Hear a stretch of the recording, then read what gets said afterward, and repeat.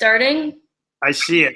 Oh, it's upside down. Hey, I got it turned around. Hey, what's up, world? It's Wes Smith Variety ShYo. And today, before any announcements or any other awesome things like that, we have the most awesome setup on the other side with vitamin B. And part of vitamin B, I guess some more vitamin B are coming. And Agent 137 is not on the boat today. This is the first show ever without you on the boat. I agree. Hi. That's awesome. Yeah, cool. Well, real quick, I'll my couple of things I usually do at the beginning. Thank you. Let's see, who do we thank this week for things that have come out or whatever? Well, hey, Juice Recordings, I always thank them. Without them, we would have no music, at least on our side. Things from there to probably talk about. There's a new release on the funky side of things out from this kid in Canada. Cool kid. I met him last year at Electric Love Festival. Ground Score, kind of nice name, huh? DSKORE. Go find it. It's cool on Juice Recordings. The other thing, last year at Electric Love Festival, Ground Score, kind of nice name, huh? GROUNDSKORE. Holy delay. We've got vitamin B delay. No, all right, we're good. We're good now. Okay, sweet. We got rid of. That was cool though. It was kind of cool timing for the delay. It wasn't really super annoying. Other thing coming up real quick. We've got a Game on Tour event coming up in Seattle. I will not give the details yet, but for anyone that's from that area, rest assured, we are locked in and coming. And then also here in San Diego, we're going to do our first daytime party, small affair, juice day out is what we're calling it. So we have not done one of those before.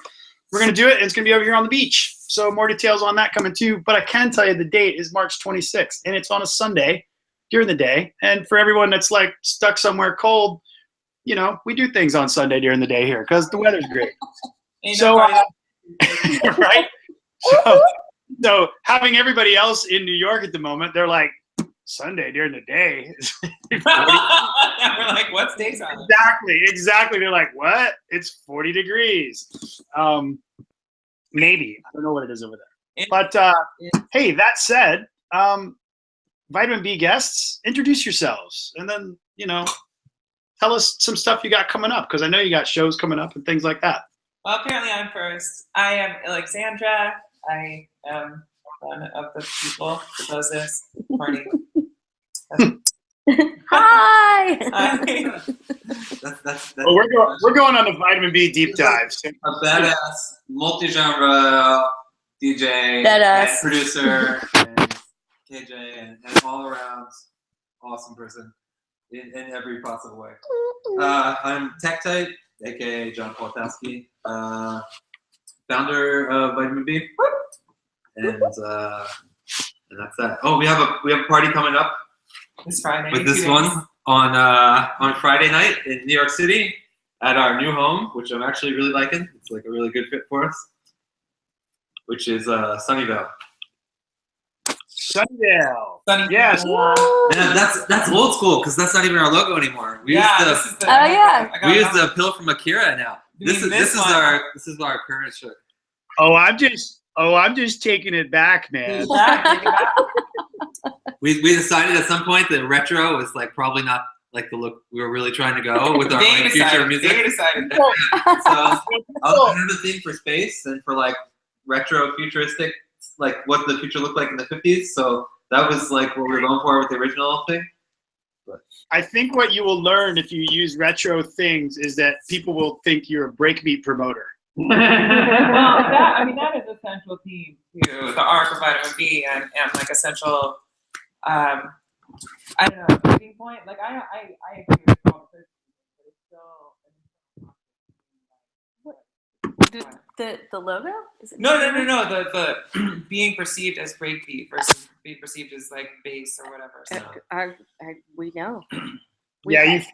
You dropped out there a little bit, but on that note, okay, so we got some events out of the way. We got some, humble sponsorship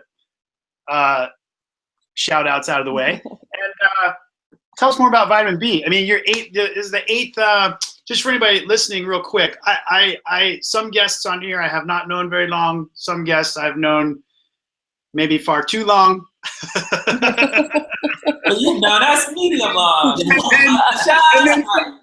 and then some guests I've known kind of, in the middle. And I would say that, Vitamin B Squad falls into that. It's been really, really cool. I got to play some great parties for you, both when I lived on that side of the country, and then I think maybe once I was out on the West Coast. You guys have been like fundamental, like from my perspective, without a doubt, in the New York area. Fundamental, probably one of the most difficult areas to bring anything other than, maybe traditional house music, into. Y'all have been fundamental in doing that and doing it a long time. So just want to make sure people realize that and that we've known each other for, heck, at least 5 or 6 years, right? It's got to be, in terms of doing something together. I remember earlier the first time you played for us, but it was a while ago. What was the first Vitamin B party? Like what was the first one we ever did was at this place called Grand Space, which is actually where I was living.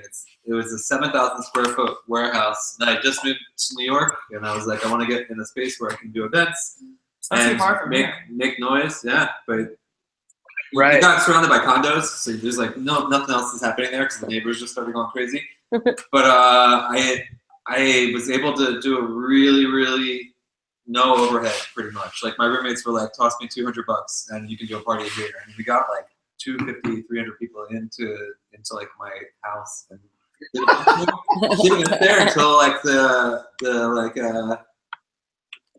infighting between the roommates kind of shut it down. But I gotta say, yeah, I mean, for the years I lived in New York, I mean, I didn't make it to that one, but New York's one of the few places I've ever seen where you can actually, throw a party inside, or you could, maybe not anymore, but like that it's more loft space, right? I don't know. Yours might have been warehouse, but there's definitely that loft space thing there too that you don't see in too many other cities. Right. I mean, this was like straight up warehouse. Like I think it's 7,000 square foot, like 14-foot ceilings, like. Yeah. Where was it? What area? What area was that? Prospect Heights, like super Jamaican neighborhood. Man, it's really close to where this is. So the way it actually got started was I had come out from the West Coast from San Francisco, and I was all through the '90s. I was drum and bass DJ, and I was kind of starting to burn out on drum and bass, and switched into breaks. And San Francisco had this like great scene going on. There was just stuff like every night of the week. And I came out to the East Coast and I moved to Philly, and there was nothing going on. I couldn't get booked anywhere, and it was really a bummer. And I was in Philly for a little bit, and then I was like, oh, maybe I'll check out New York. Came up here like a year later, and I was totally shocked that there's nothing going on. I couldn't get booked up here either, so I was just like, fuck it. I'm gonna make my own gigs so I can like play some music, and that's what happened. And then 8 years later now. Yeah, that's a while. So, Illexxandra, when did you come into the fold? Like, how'd the whole like crew come together? Yeah, I think I came in around the 3rd anniversary or something. Which at the time I felt like I was coming in way late to the game. And John and I first encountered each other. We played a party for Dallas. You know Dallas? Dallas is out there. Dallas Wonderland. Mm-mm. Oh, I don't think so. Anyway, so he was throwing a party in the Paper Factory, which is not a loft space anymore. It is now the Paper Factory Hotel. And John and I played next to each other. I mean, one after another. And we didn't really talk at the time, but later on, we were like each. Like I do remember running up to you during your set and be like, "What is this record?" I remember that. And then she was like, "Oh, I made that."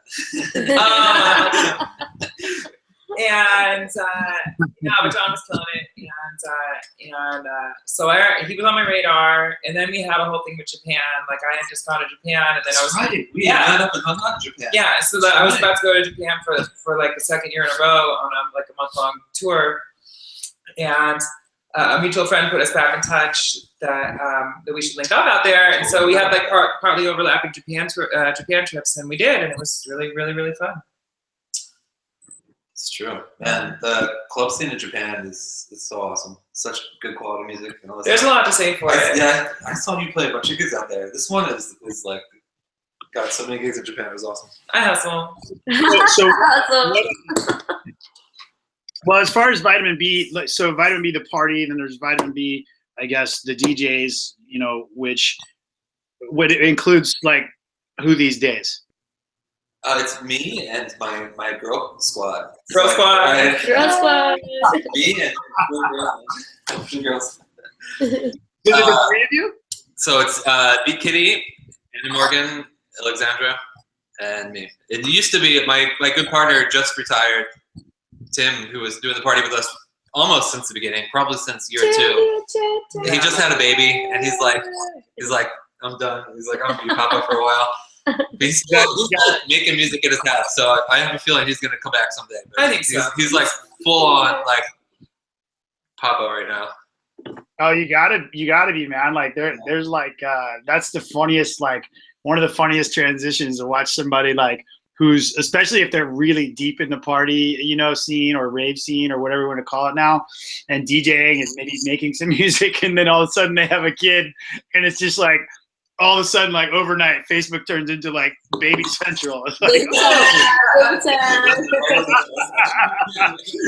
come on, man! Like everyone out there has experienced that, dude. It's like, whoa, wait a minute. And, Their baby pictures are pretty hilarious. They're so. both like, Okay, yeah, brilliant. they've stepped it up in the baby game. They're really funny, It's and like, they always post stuff like, I know everybody else's baby pictures are boring, but look at ours. They're so nice. Oh Yeah, he also lost his awesome wife, was our copywriter for so many years. She's like an author and a copywriter for all of these like media sites online, and just like a brilliant writer. She's just write these really snarky like reviews that would get us in trouble sometimes. Yeah. Actually, But it was I so had, perfect. I had a couple conversations with, because we offended other party crews in New York based on like the write-ups for our party. still talking doing trash. it. Right. She used to just get us in trouble, but it was always like, controversy is good. I feel like it would always get like the Facebook invites.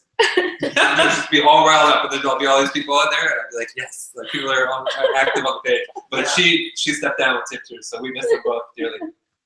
Oh man. Well, cheers. For our brothers and sisters. The dude said cheers. I forgot to say that. That's a thing? Oh my god. Dude, double Right, P, man. dude. Dude IPA. From it's a double.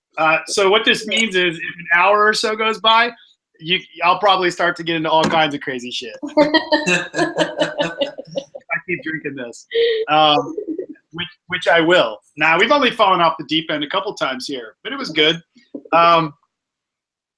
That kind of thing. But all right, so some of the crews changed recently. Yeah, I didn't know that about. I mean, I knew Tim and wife had a baby, but I didn't know that. You know, Really like Charlie. You have your angel. Yeah. Yeah. Sounds like Charlie's We have angel. like a really diverse crew, actually. I'm really proud of Yeah, that. I'm really happy with well, I'm happy with the people. I mean, Man, I don't even have some of these shirts. That's crazy. yeah, I'm bringing out this one next. Dude. That was from Decline. Look at you, damn. Yeah. Oh yeah. Yeah, dog. I'm trying to, I'm doing a little history of vitamin B.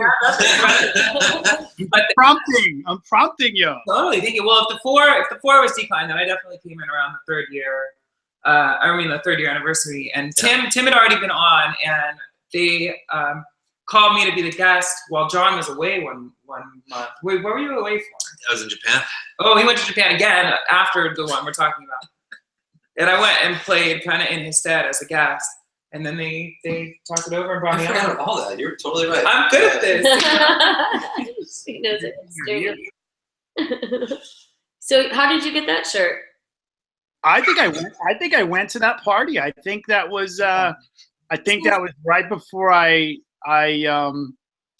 think it was, maybe before I moved to New York, or it was what year would that have been? What year would that have been? Yeah. What is this year? Is that where I met So it would you? have been actually 2012. January November. Or no, it was January. Yeah, January 2012. Those two parties, because there was like 2 months of celebration kind of. 1 month was Decline, and the next month was Zinc. Yeah. Yeah. Those were like the two craziest nights of my life, actually. Yeah. And Zinc was probably hands down the best performer we ever had, ever. Yeah. He played 4 hours. Yeah, we were so psyched to have him, and you know, he's you know, recently kind of gotten back into drum and bass, but for the many years previous, he was like, no drum and bass, no drum and bass. He was on his like crack house, bass house tip, and so he was determined coming in. And we were talking to him beforehand, and he was adamant, no drum and bass, no drum and bass. And of course, while he's playing, everybody's asking him to play drum and bass. And he plays an amazing crack house and bass house set. Yeah, it's totally great, full length. Like it was like had he ended it there, I would have been like, he would have been perfectly happy. The crowd would have been thrilled. It was the greatest night. But then, you know, he probably had some drinks or something. He was like getting loose. And started like gliding into old school hardcore, which he like 1991. Yeah, and just started working his way through the years. Yeah, like 1 year at a time. And like since then, you know, the world knows if you know about Zinc that he's had all his old hardcore records professionally remastered. So he's like the only one who's got really juicy copies of all these songs. Yeah, and so he leans into that. Everybody starts losing their freaking minds, and then of course like. It's inevitable, and then it became this drum and bass rager. It was so awesome. That was crazy. That's awesome. This is like the best performance ever. Like he played, I celebrate his whole collection. Like I really love his drum and bass stuff because like I was a drum and bass DJ, and that was like my number one in the 90s. And then when he started playing like the garage stuff in the early 2000s, I was like, yes. And then he started doing the crack house stuff, and I was like, yes. So it's just like, he just cannot fail with me. It was awesome. Well, here's what's funny. So a funny thing about that, I think this is the show you're talking about. So I was trying to see when it was the first time I played with you all, and it was at House of Yes. And so I found the invite on Facebook. So it's got you actually mention it. You're like last month's 3-hour set by DJ Zinc. So that must be what you're talking about. I think that, but maybe that's just my memory. So that party that you played at House of Yes is when I met you. Yeah, and so that was April. That would have been April 2013. So it sounds like March 2013 or so, somewhere in there. Yeah, with maybe the Zinc and. I remember. I don't think that I went to the DJ Zinc one, but I remember you guys talking about it, and it was blown up. So, I never ever get like fanboy people, but we ended up in my apartment the next night. We were all watching movies. And I just start like, yanking out like this big stack of records and like a Sharpie, and I'm like, oh, yeah, can you sign this one? Can you sign this one? Can you sign this one? Can you sign this one? So that's the old House of Yes, right? That I'm talking about. Yeah. The old one. Which for historical record was the second House of Yes. Now we're on the third. Okay.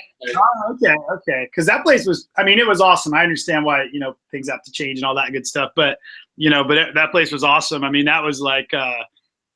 I don't think I probably wasn't playing out a lot at that time. I was making music and really trying to go that route to get word out there more, as has happened with a lot of people. And then you guys made that happen. And that was so much fun. That was a lot of fun. We were talking about that when I got here about, when I arrived on the scene in New York and went to the House of Yes to a Vitamin B party for my first time, I walked in and I was like, oh, wow, I don't have to be in high heels. I don't have to be completely dressed up for this. So this is something that we kind of wanted to lead into. Like, why? Tell us how you started throwing these parties and the reason why, and you know where I'm leading into. All right, so it's because me and my first partner, and then Tim also. My first partner is Tarquin. We all had 1 foot in the burner scene and 1 foot in the dance music scene. Right? We'd all Tim and I are like old school East Coast Baltimore early '90s ravers, like 90, 92, 93 ravers. Right. And we go to all these burner parties, and they're always costume required, and it's just like tedious, and they're not music focused, really. I mean, I don't think anybody's gonna argue. I don't think anybody's gonna argue that point, right? It's like the music's not always. It's not that there's not good music there, but that's not the focus, right? The focus is like costuming and socialization Art. and like Yeah, art yeah. is like a huge part of it. But like music is like has its place in there. But I was like we really want to do a music focused party, and you don't have to plan for a week about what you're gonna wear there. Like you can like just grab your stuff and go and dance. And like that was kind of what we wanted to do, which I didn't have anywhere else that can go like that in New York. Like everywhere else, if I just show up, people are just like, how come you didn't costume tonight? Because I never costume, so I get shit from all these people. It was interesting. Well, yeah, now that you say that, it was interesting because if that was 2013 for me, I can tell you I probably didn't even really, I mean, I grew up all East Coast, so I probably never even really might have heard of Burning Man or read about it in something, but you know, that was almost, I'm not going to say that 2013 was pre-internet, but it was definitely 4 or 5 years ago. So it wasn't near what it is now in terms of all the social media and YouTube and all the blah, blah, blah, right? So I remember being all the costumes and all that stuff, and a couple of my friends that lived in New York there came out.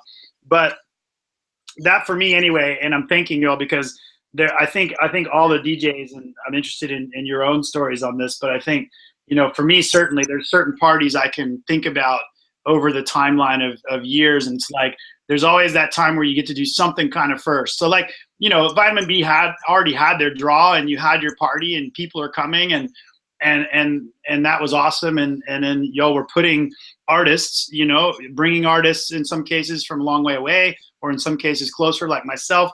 But nonetheless, probably in all those cases, you were running a party, and I want to make this distinction. You were running a party where you had a lot of people that were coming out, you know, like you said, it was social and music and those things combined, maybe in different order for different people. But that gave you this opportunity to have people like myself, you know, come there where maybe nobody, you know, maybe like my close friends knew, but maybe the majority didn't. But give that opportunity. And I will definitely say that I think that kind of opportunity, certainly for me, whether it's at the 100-person party or at 1,000-person party level, those kind of things, you know, they stick in people's minds as a, you know, it's a lot of inspiration, you know, to be like, oh, check this shit out. Like, you know, these people, like, you know, they actually know what I do and we know each other, and they put me in front of 150 people and it was a lot of fun and we all had a great time. And, you know, now I'm all inspired, you know, like, I don't know, you know how it is, right? You go in these waves of inspiration with music. I mean, I know of the group. I know of Vitamin B from DC. You know, I came up from DC. I would take a bus up to go to your party, right? And that's how you guys know me, is because I came up from a bus from DC. Because it's a great party. I mean, everything that they had, everybody that they had, were people that I wanted to go and see that they weren't bringing to DC. But you were the rare person who was the breaks fan. Like, for everybody else, it's me and Coleslaw. No, yeah, but that was the minority, and the rest. Shout out Coleslaw. Shout out to Coleslaw. But it was a surprise for both parties, right? It was a surprise for the crowd or general. Sorry, they're coming up the stairs. We have more people coming. We have more people coming. It was a surprise for the general audience that liked our vibe and was having a great time, but didn't know these huge artists, you know, and we were honored, you know, and thrilled to present the people we loved to a crowd that was receptive to them. And then it was a surprise for the guest artists too, because they were like, whoa, there's a whole bunch of people, like, we didn't even think there was a break scene in New York, and there's a whole bunch of people who are raging out. And so it was like really good synergy for everybody. Yeah, totally. Well, I totally appreciated it. It left a great mark on my, you know, history and music for me personally anyway. Even if, you know, sometimes even if it doesn't for everybody else, it certainly did for me, you know. And it's yeah, I mean, that's just super cool. But you were John walked away, but what's you mentioned Japan a couple times. We'll take a little side trip. What was Japan all about? Oh, it was just a great time. He's back. Amanda's here. Oh, did the camera? Everything okay with the camera? Okay. No, I mean, John's back, but it was just a good time. We both booked some dates, and I actually we have an Amanda now. Yeah, booked most of that tour based on. Kitty has arrived. We're still missing one. I booked most of that tour for me based on drum and bass. Actually, like I was, you know, drum and bass is just like a component of what I do locally, but I knew. You know, drum and bass people love drum and bass people, and I was like, let me just hit up everybody. I worked some contacts, but I contacted a bunch of people, played in some random towns, and had a great time. I went with Reaganomics, DJ Reaganomics, who's also super badass. I mean, not also in terms of, like, also, these people are badass and all somebody else. I'm not talking about myself. Go ahead.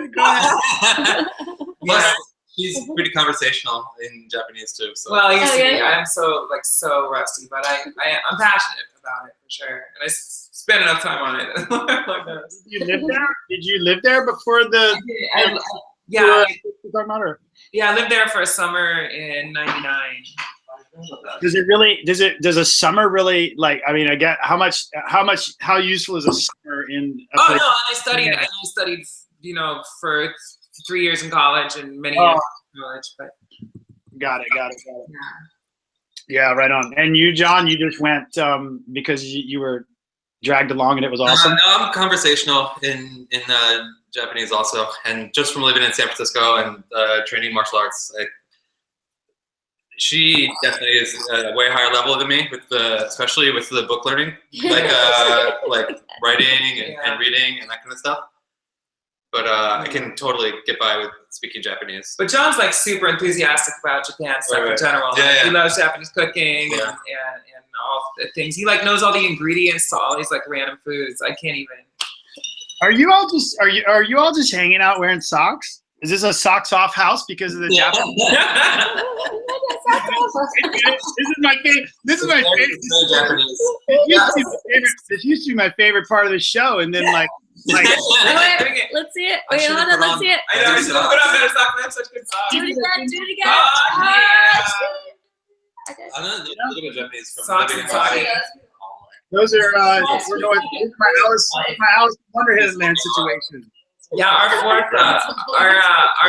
fourth resident, Anna Morgan, is half Japanese herself. She's Okinawan. She's like half Jamaican and half Okinawan, and she grew up in the Bronx, but her mom lived in Hawaii, so she's just got like all these influences.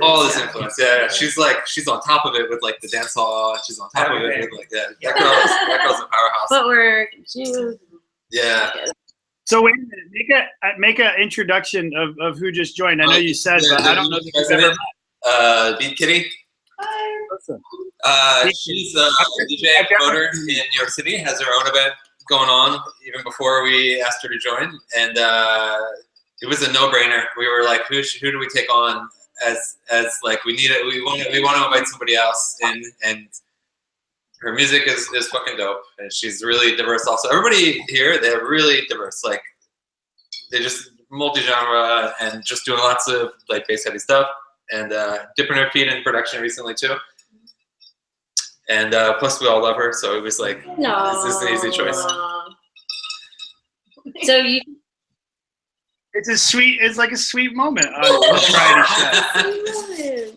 I like blushing.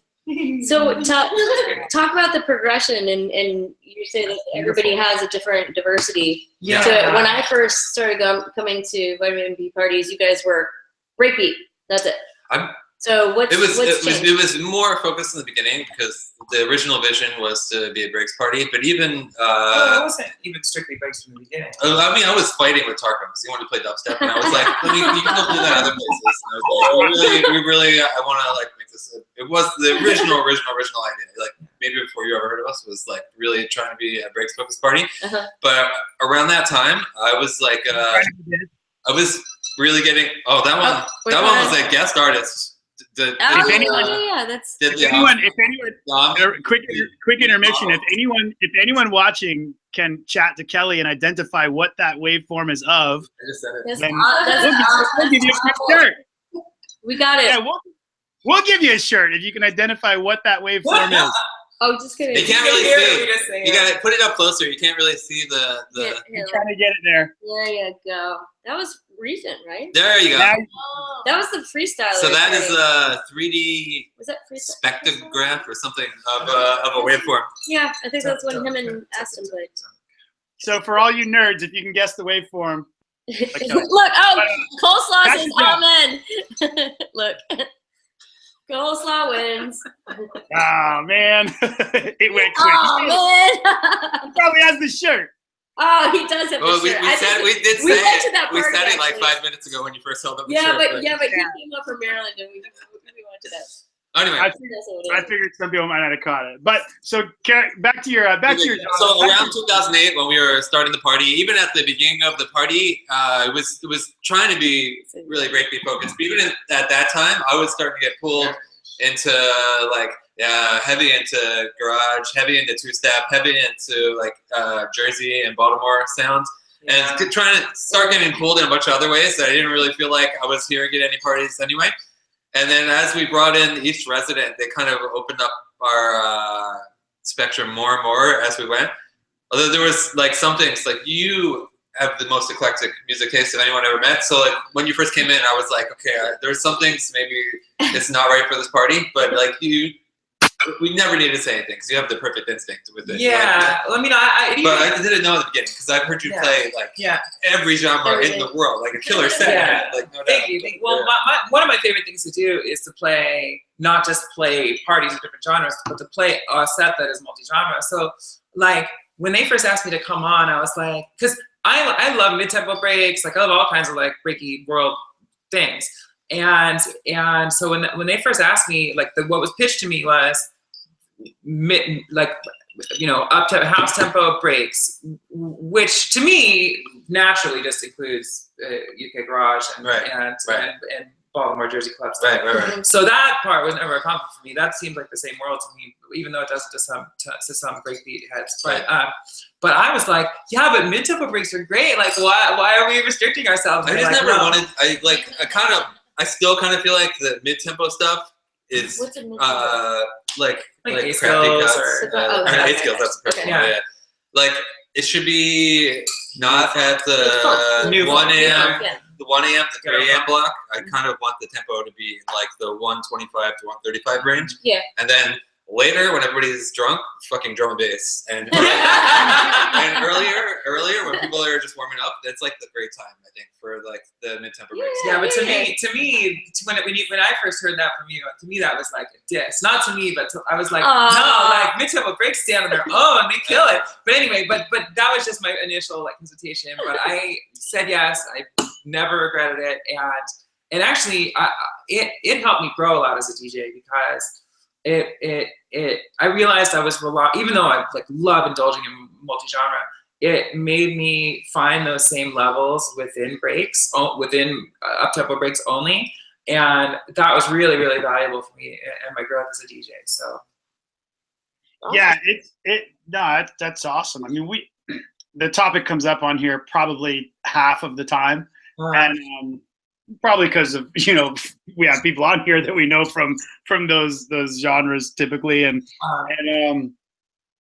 yeah, I mean breaks is definitely that what you're describing is that zone, and then breakbeat in general, like you were saying at first, Illexxandra, is like definitely spans this wider like my thing about it is always like, look, to me a breakbeat is just a production element. Like it can be all kinds of tempos, all kinds of whatever, like that to me is breakbeat. It gets easily confused, not for better or worse, but it gets easily confused with the maybe subgenre breaks, which is typically classified as that house tempo breaks, right? So or house tempo breakbeat. But it's all good with me. It's really all good with me too. And over the years, I feel like I've loosened up on it. But I think the reason I was really pushing that in the beginning was because there are so many places that you can hear mid-tempo breaks, and there's so many places. I didn't agree, but I mean, feel free to believe that. Right? I feel like I was hearing everything but the sound I wanted, so I just wanted to like focus in on one sound. But it's since then, that was a long time ago, and like it's kind of. I trust all these people so much, so like now kind of anything goes. and since then, breaks itself, and the rather than the word, the people who were involved with breaks, that whole thing has evolved, and we've evolved along with it. And so we've been encouraged over the years to not even use that word anymore. Right. And I guess it's like some people have really told me like, oh, you shouldn't use that word anymore. You probably shoot yourself in the foot. It's funny because for anyone hanging out, outside of those of us that are in the actual call here, like we've both sides of this call here have really deep, I would say, musical history, certainly within electronic music, and I don't know, outside of that for y'all, but mine goes pretty far right and left outside that too, and I suspect similar. But for everybody on here, but yeah, it's like it's a different conversation. You know, I would say a much more like just sort of polite and historical conversation when it's everybody who's got, you know, 5-10 years, you know, kind of listening to all this stuff and hearing it all and watching it evolve.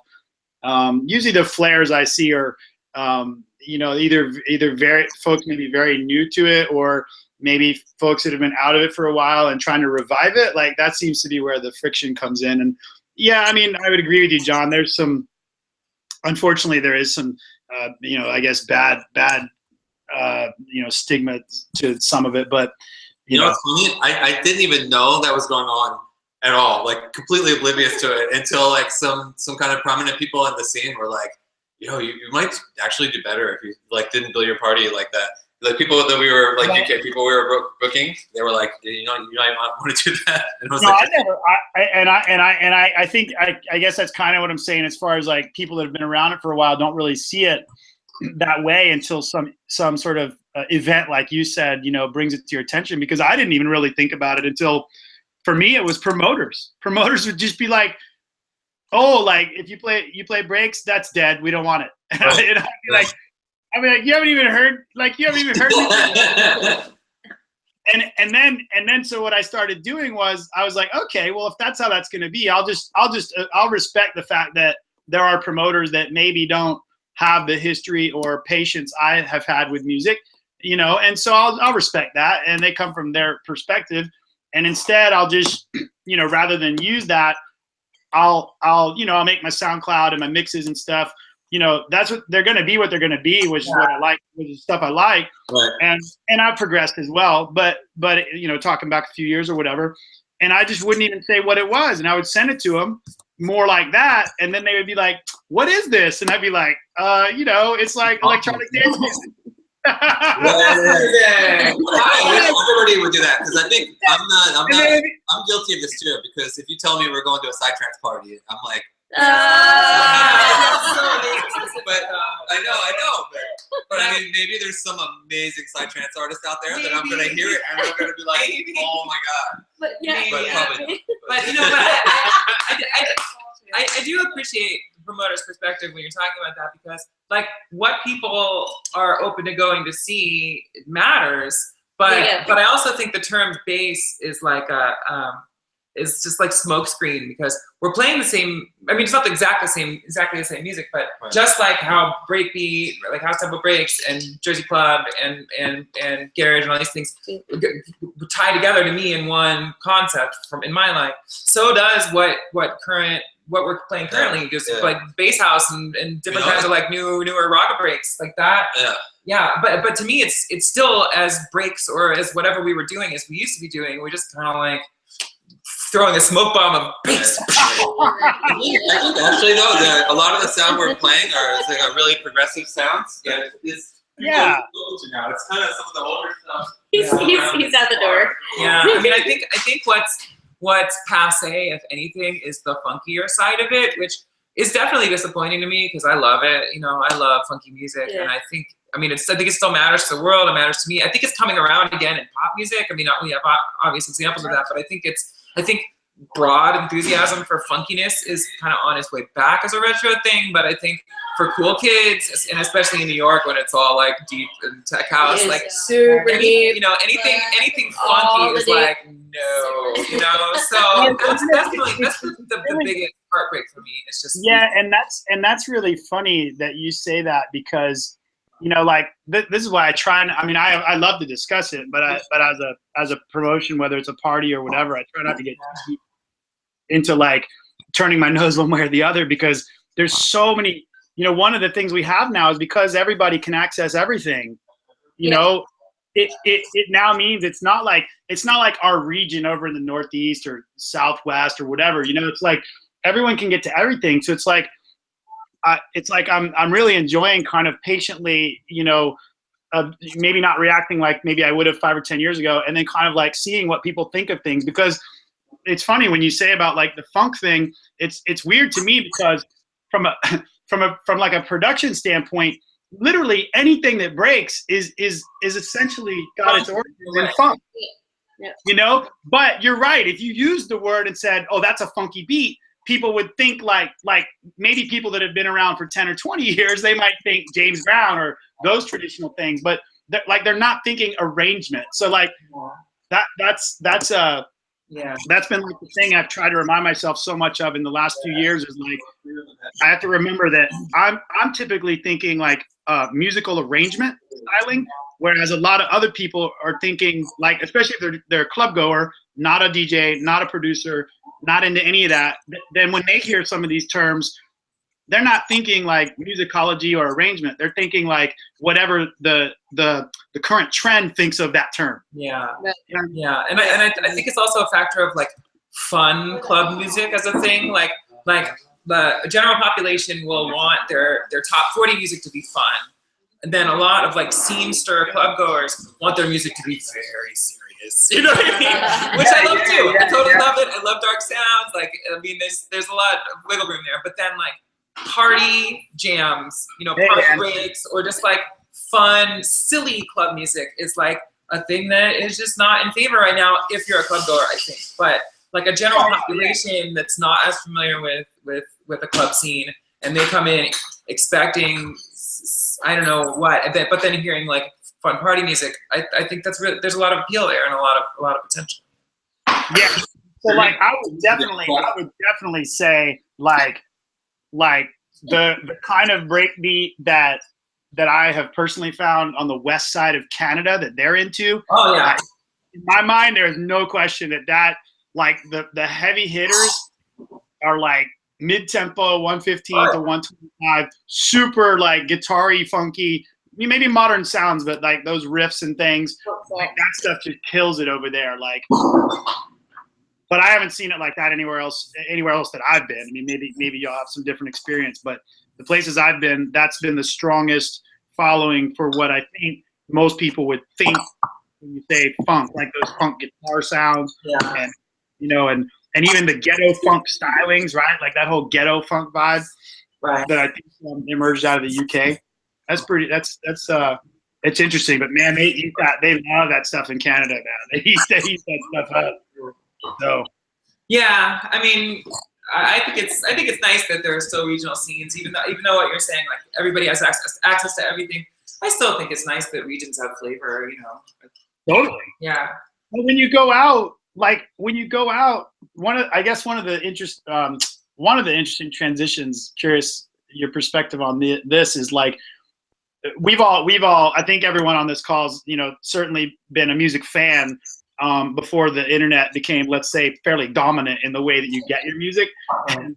And so, you know, let's say, well, I'll call it pre-internet, not as in just the whole internet, but like music internet, like pre-music internet, you know, you had your region, but that was also super closely tied to pretty much most of the people you knew, right? And like what they were into. And now you got like friends and or fans or whatever, they could be anywhere, right? So it's a really neat, I don't know, it's a really neat thing, I guess, that the technology side has brought to us, is really expanding what, like in a way it makes everything like the same, but like you said, in a way it doesn't, because maybe it's the same on the internet. If you go listen to mixes and stuff, maybe that starts to homogenize. But like you said, you still have these distinctly regional kind of vibes and what's popular and what's happening. Yeah, and actually, I think that like with the internet and you know, the accessibility of music from anywhere, another DJ partner of mine, DJ Shaky, and I talk about this, where in some ways it makes people from random ass places like the most interesting producers, because they have access to everybody's ideas, but they don't have the scene pressure to be making something specific for their scene. And so when people in those situations, like somebody in New Zealand will make some like random wacky ass thing, like great and like totally new and totally new direction, because they have the access and the freedom to make outsider music, you know?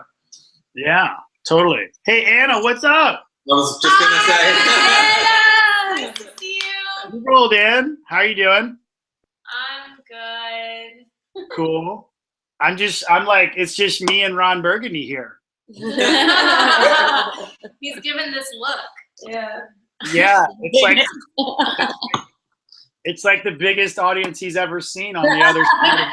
This is the biggest audience that we've had. I'm actually far. thankful that they're all here for more than one reason because I didn't know how I was gonna be. I didn't know if I would be able to do this. I know, I was a little nervous, but it was way easier than I thought. They were so But I'm so nervous. glad They're that like, you how can guys we do are now? here for Next your time support. we're It's gonna Like already. 2 hours? We're gonna talk for 2 hours? I said an You get a little whiskey, you get a couple friends, Yeah, the alcohol definitely helps.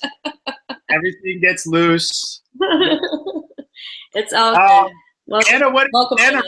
Anna, so you missed it. You missed kind of the beginning. We were just talking about some stuff people, have coming up, events or whatever. Maybe a little detour. What do you got going on? Anything coming up you want to tell us about? I just had a premiere of I guess I started hosting a show for Radar Radio, London's Radar Radio. And that's like a mix of it's a lot of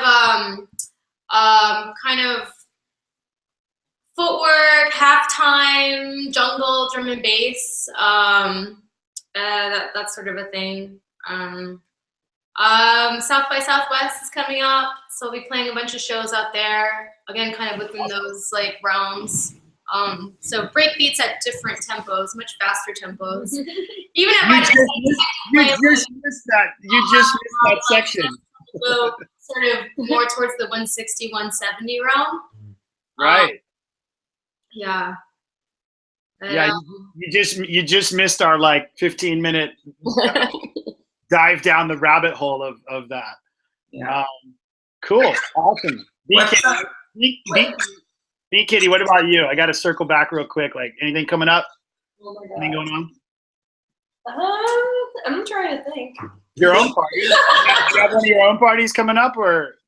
I'm DJing a spa party soon. We have a party on Friday. I wanna go to this I know. We have a party on Friday. She has a event too with her other crew on Friday, and they're equally badass and totally different We're style all of playing music. on Friday. Yeah, awesome. Yeah, we have vitamin B. But vitamin B, I thought you guys would have talked about that We already. did. Oh, yeah. That's what I was like, yeah. No, we didn't. Yeah. I mean, I didn't talk about my upcoming either. It's okay. We'll be DJing in Jamaica in the beginning of Woo! Jamaica. That'll be great. So, just fun Yeah. things. all over. Awesome. Well, so John, you were talking a little bit. I didn't realize. I think I realized Tim, maybe just because I guess I had more interaction with Tim on the West Coast, with Burning Man stuff. But Yeah. maybe for some reason I missed you. When I got into it, because I clearly got into it after you did.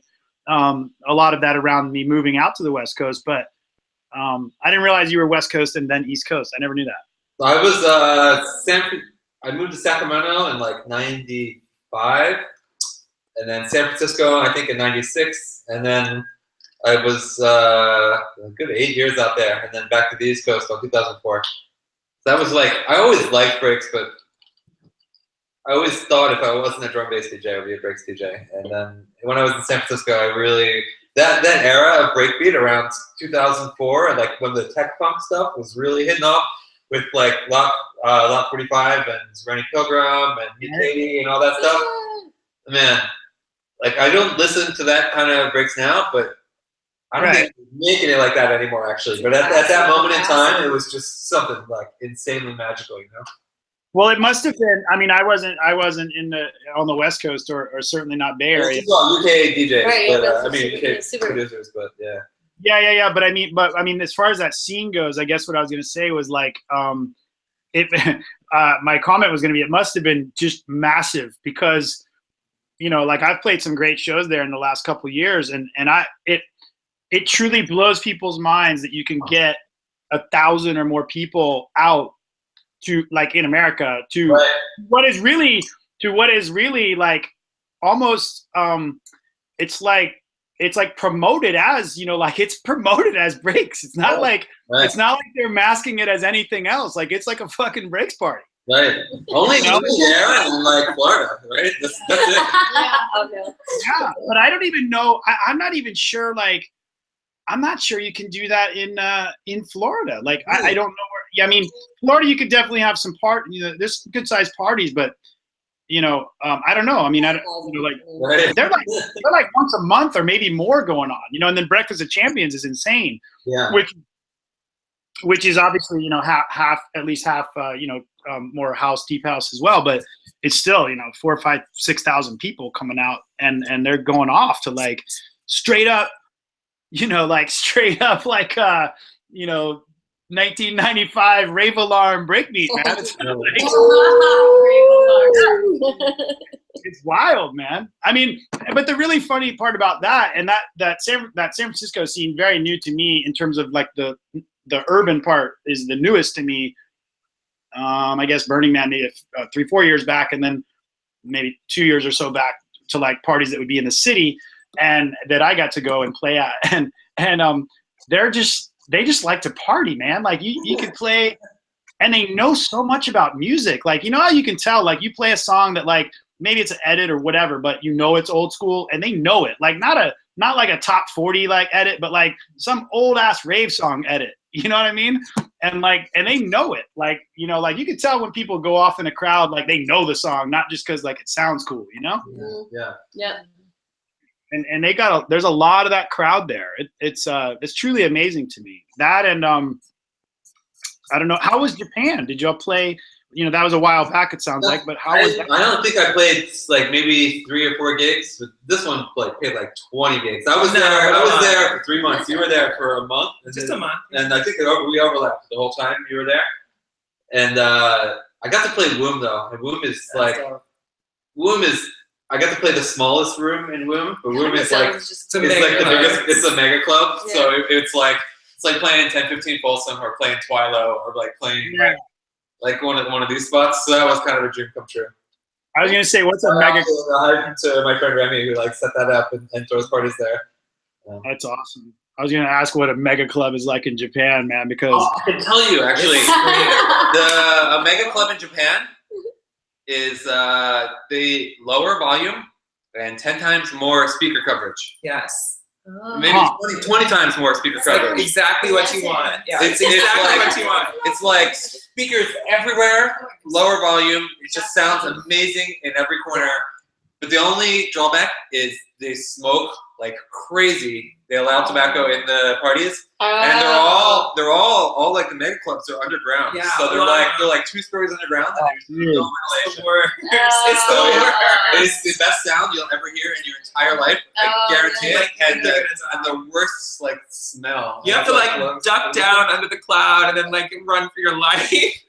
But they were like seriously committed to bringing in world-class DJs to Japan. So it's like and there's not an underground scene really. It's like all nightclub scene. There's not like a warehouse party scene like we have in New York.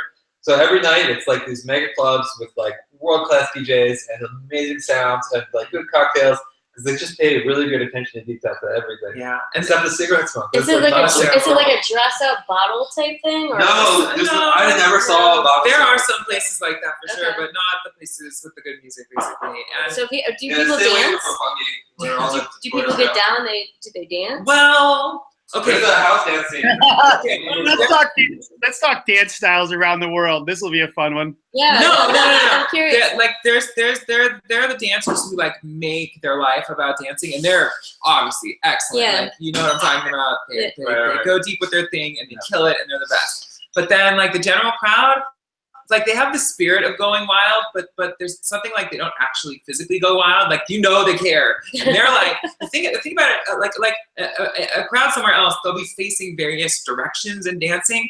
In my experience, a Japanese crowd, they will all be facing the DJ and checking the DJ out, which is super cool. I'm into it. They're all like a concert because they're like they're like watching like a crowd. You know what I mean? And it's kind of cool actually. You're like at a concert. Yeah, like at a concert. Yeah.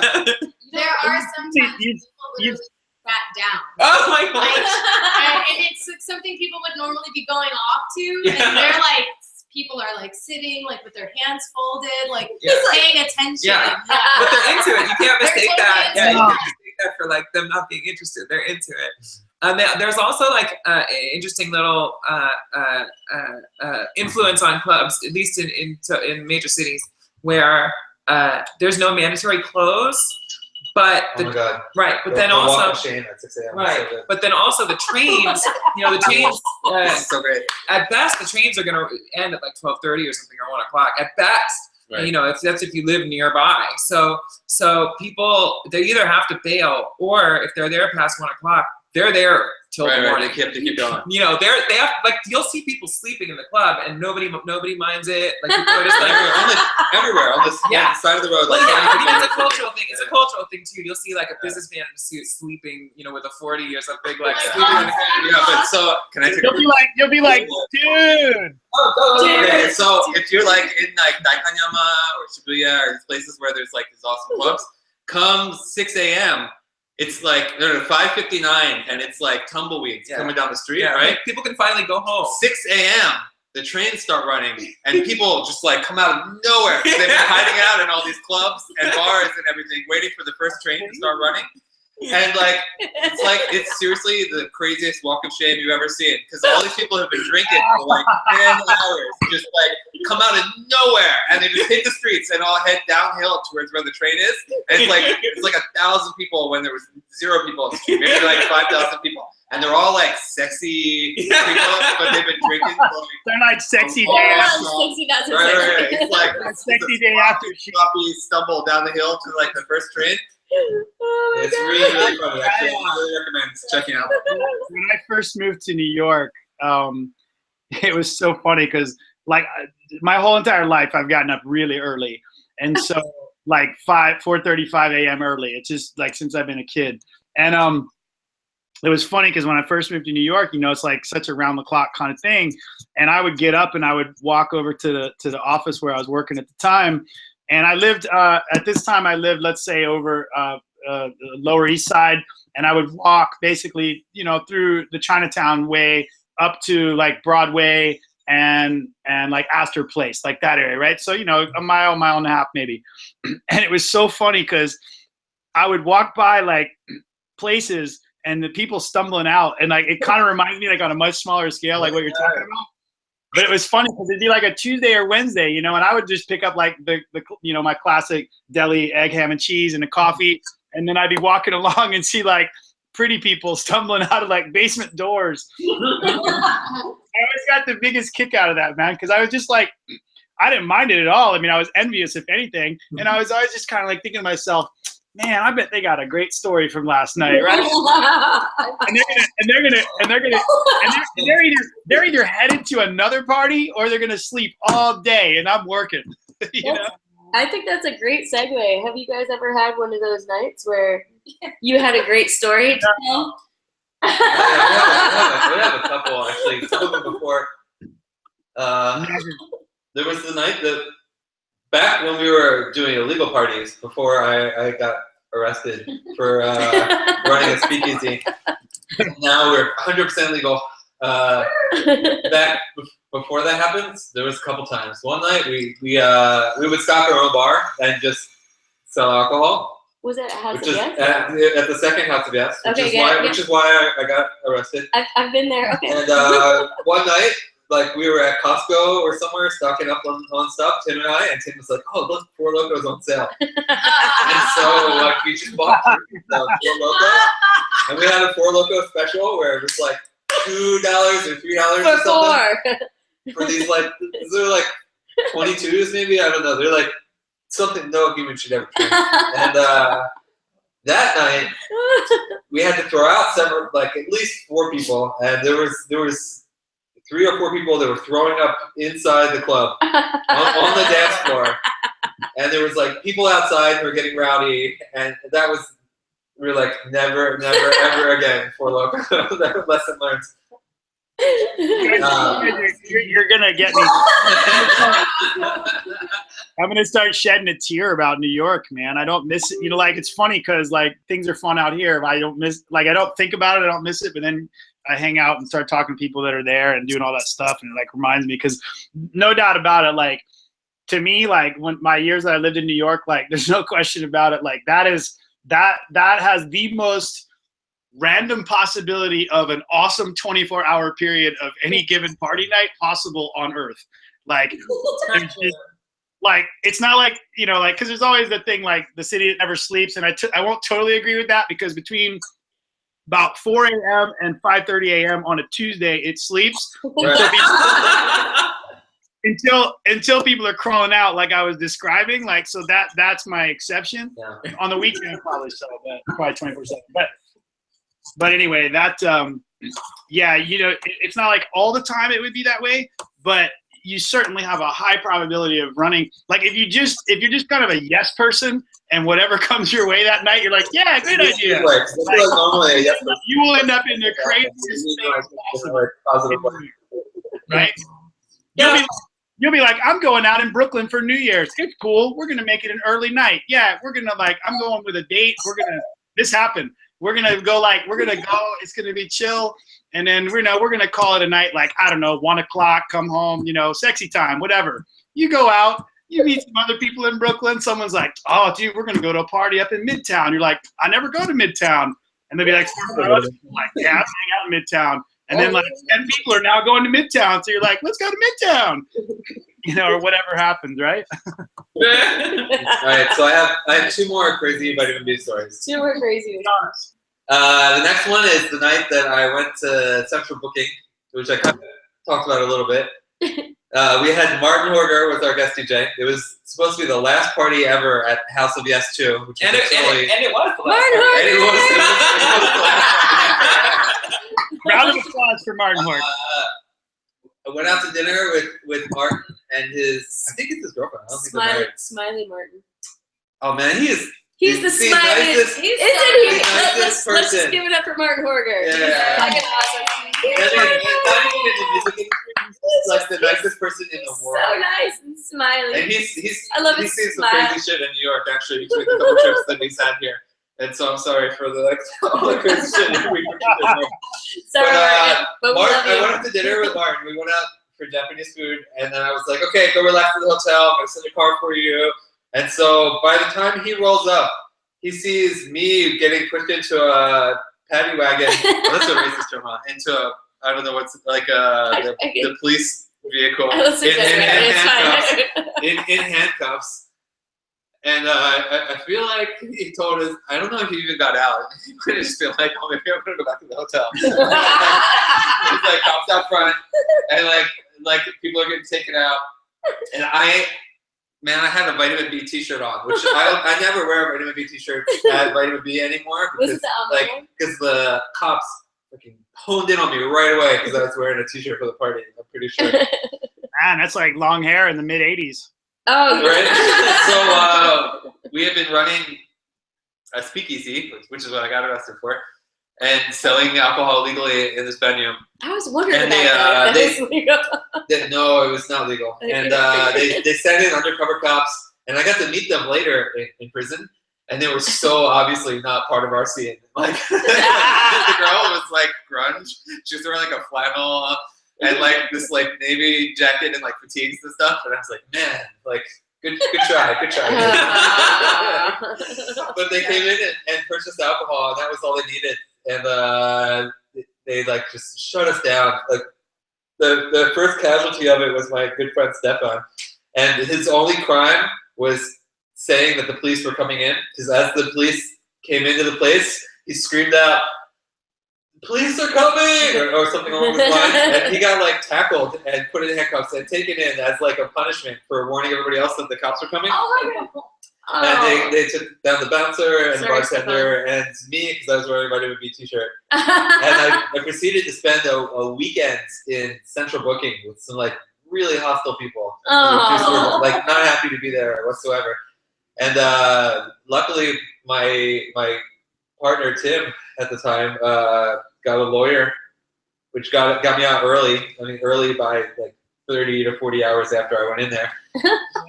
Before the public defender would have gotten us out. And long story short, I got all my felony charges dropped to disorderly conduct, which is a penalty.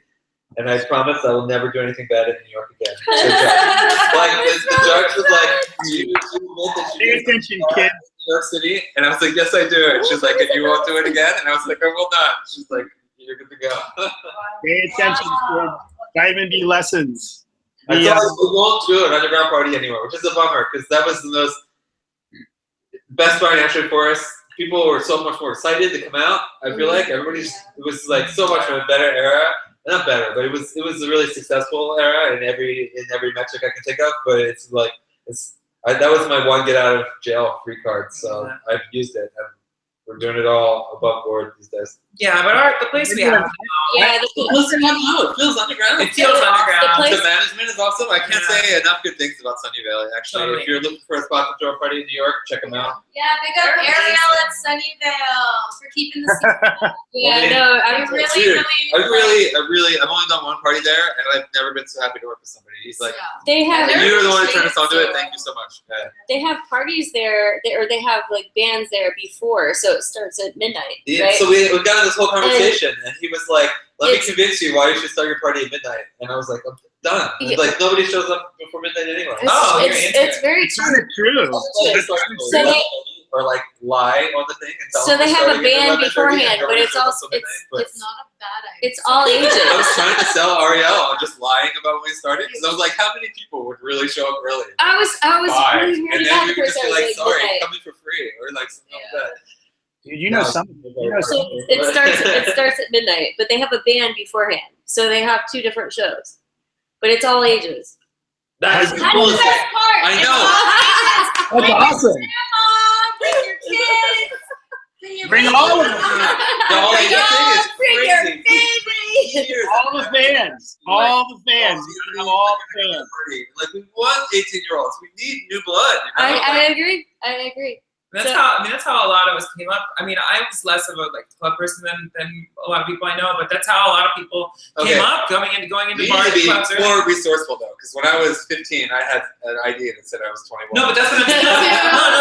That's my point. Like, regardless of how you got access to a club or whatever, like it was because people in our generation were partying at 15 and like came to understand clubland and came to understand club music that we have a thriving audience, and it's important to keep having that. Hey, speaking of that, speaking of all the let's say the younger age groups, you know, I don't know, 18, 19, 20, let's go in there. Like, what do y'all think of now that we've passed the jail episode?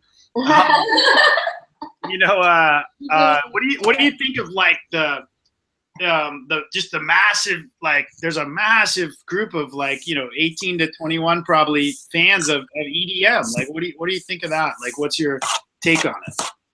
You know? John probably has more to say about that. Or I don't know. I mean, I think it's cool. I mean, I think it's. I don't know. I mean, Let me phrase it a different way. Do you think? Let me phrase it. I'll phrase a slightly different angle on it. Do you think that sort of is the vibe that they're experiencing and doing and the energy around it all being new, you think that's the same as it was for you? No. Definitely not. No. You know, like I grew up going to raves in New York, and like back when they were popping here, and we were, you know, like they were all ages parties, so because you couldn't get into clubs, so you went to raves, and like Right. and I've been to what's considered a rave recently, and the kids don't even dance. And the reason we went out was to dance. Like, you would walk into a rave and you would see thousands of kids in college jumping up and down. This has got the hardcore Dancing. shuffle And then, well, they do one dance. though. They got one If dance. they dance, they have only one dance, and it's the shuffle. That is true. It's the shuffle. It's the shuffle, yeah. But like and it's like they're dressed up like they're going to a party, but they're just kind of sitting around waiting for something to happen. It's like this weird kind of spectator culture, you know? So they're just like waiting for something rather than just like partying. So I'd say it's totally a different experience. It's the same thing, but back then you didn't all stare at the DJ. Everybody was dancing and interacting with each other and making friends and bonding and whatever. Whereas now, if you go to one of those things, everyone is really just watching the DJ like they're watching TV.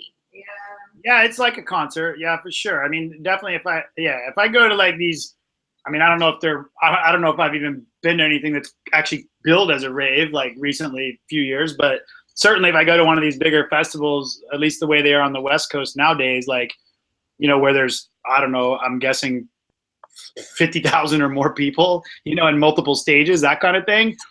Yeah, they're definitely concerts for sure. They're like concerts. Yeah, I think one difference to at least touch on,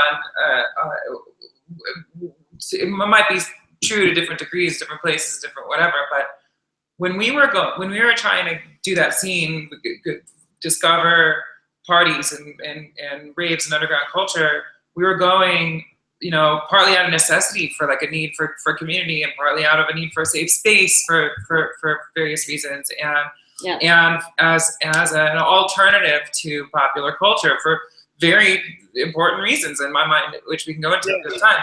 But now that age range liking EDM is popular culture. Right. That was not a thing. I mean, that's a great point. Like, I mean, if I think back, yeah, I mean, that's a great point. Like, there was obviously less people into it, but now that I kind of think about it in that regard, like, not even less people. It wasn't like through music, I was really being introduced to a lot of people and culture and, you know, whatever their backgrounds were, whatever it was, you know, like I was introduced, there's no question, like growing up in Florida as a young kid, nothing to do with music at all.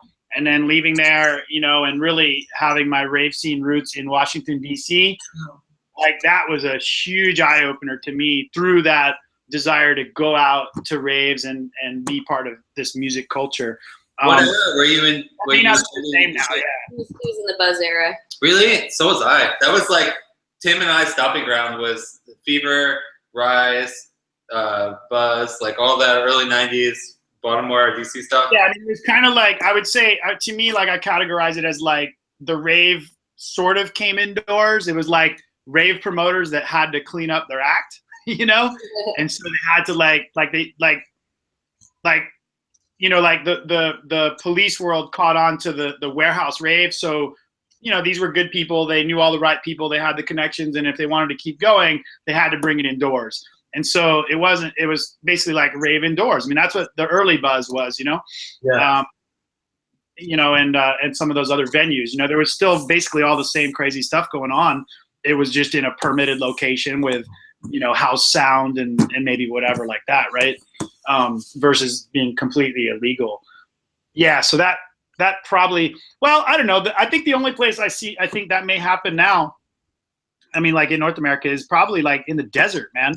That blew my mind when I moved out here. I couldn't believe it. Like, I don't know if there's a scene like that on the East Coast, but, you know, John or anyone on like kind of familiar with like the whole West Coast desert thing? Yeah, we have the regional Burning Man burns, which are like camping things, and they're pretty magnificent. Yeah, I mean they're like it's like forests and lakes and stuff instead of desert, but I think it's still that like completely independent, do whatever the fuck you want kind of vibe. Yeah. Freeform. Yeah, that's probably, yeah. So that's like that's there too. That's probably the closest I've seen. And musically, that really changed a lot of for me, changed a lot of things. You know, 4 or 5 years back when I started, like a couple friends. In fact, both the guys that are in Omega Squad that do a lot of breakbeat as Omega Squad, they also do some other stuff with different names, but those guys, Skandar and Brian, Skandar, like that guy, he's like big into techno and tech house, like DJing individually as his own name. And he's like really into like the West Coast sort of desert party thing. And he really introduced me and kind of walked me through a lot of that and took me out to a lot of that. And that was just a real eye opener. Like that's really where like I got it. You know, I mean, for me, that and vitamin B, Train Spotting vitamin B mixes. And then these desert parties. I'm serious. That's when I was like, wow, this stuff, this music's everywhere, you know? Kelly, you gotta go out to the desert, man. He's like, it's where it's at. I was like, okay, I'll come out. Well, yeah, I mean, I'll definitely say like the foot, at least on the West Coast, like I guess which is where we only really have deserts, you know, like maybe not just Nevada, whatever. Like there's definitely, that's been going on a long time. Like I think way before I got into music, way before Buzz DC, I think that desert thing's been going on for a really long time, even outside of just Burning Man. Well, I think it's been going on at the same time. It's just two different things that ended up merging. Yeah. I think once the ravers decided that Plur wasn't really a thing anymore, people weren't dancing, they kind of migrated over to the burner side. Am I wrong? That's how I found Burning Man. Yeah, yeah, I found right. it through when I was 16, I met a burner at a rave. And Yeah. she invited me to a party at Wonderland in Astoria. Yeah. If there's a counterpart actually in San Francisco, Yeah, that warehouse. But so I went to this like artist collective that they threw like burner parties inside of, and I was like, and you know, and I was a raver, and I was like, oh, the music wasn't as intense. Yeah. It was more like housey there, but like that's how I found out that you could do poi with fire. Yeah. Like I didn't know that. That's how I started fire Not just a dancing. glow stick. Yeah. Not the glowing ones. That was my first introduction to burners and Burning Man, and so I got into Burning Man because the rave scene died. Yeah. And I was like, these are the only people that party the same way I was used to partying. Yeah. Yeah. I agree. That's really interesting. I haven't heard. Yeah. Sounds really. So, I like that so much. When we go to a festival, I know, it's it's disgusting. Oh, yeah. Because it's not a bird. It's like, oh. I just hear ice and drinks being made, and I'm like, all I have is Ron Burgundy here to help me. I got shit. He said, would it be okay if you hear like a shaker in the back? I was like, I think we've heard worse in the background of some of these. Yeah, no doubt about it. Hey, what do y'all? I know. Let me see who that's on the call is making any music, like has graduated to that. Awesome. Yeah, I mean on any level. Yeah, like what do you think about how that clear, like the DJ / producer thing has definitely changed over the years? Like what do you think about that? And how that's, I mean, is that, these things we're talking about where like the younger crowd is going out to these parties, like, are they really going because there's a DJ, or is it because they've heard their music on Spotify? Yeah, and that's the question. Feel free to not let me talk first, but yeah, I think it's great for a DJ to be a producer and vice versa. I think the art of DJing and the art of producing are very different things, and I think it's Definitely. very frustrating that producers are called DJs, and I think it's very frustrating that the art of production eclipses the art of DJing. I think they're both great and should both flourish. Can I ask you guys a second? I Yeah, think it's go really important for a DJ to be a dancer. I think it's I agree totally. but like They have the longevity.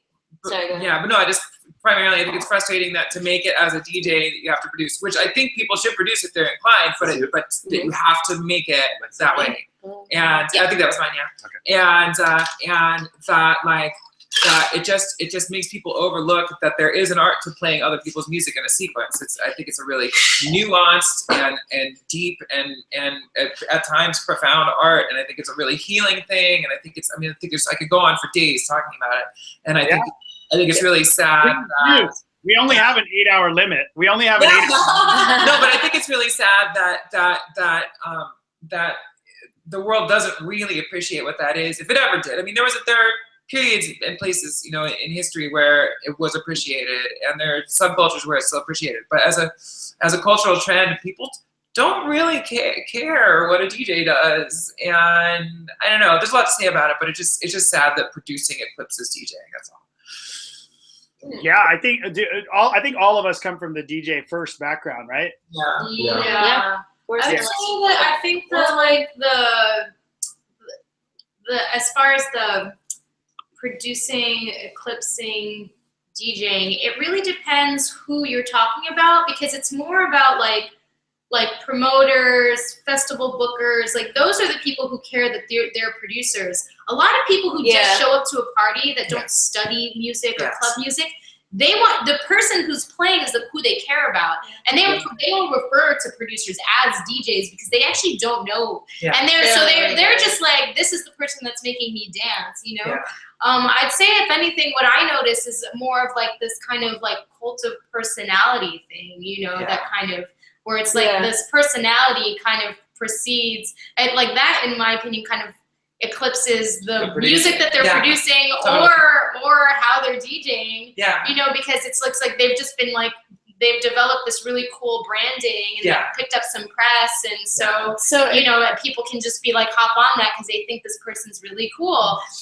Whereas like, you know, and so because there were in the past, like when I was going to parties before I started paying attention to who was producing tracks, I only followed DJs. right. I didn't know who was producing Right. tracks. I didn't care. And I think I think Yeah. everyone's in agreement. Like everyone's nodding at this point. And I think So that's the foundation of Vitamin B too. I Yeah. mean, people came to the party because of the party they created, Yeah. because of the people who were involved. And I think they developed that trust for us too, Yeah. to bring in music that they never heard of that they're gonna really enjoy.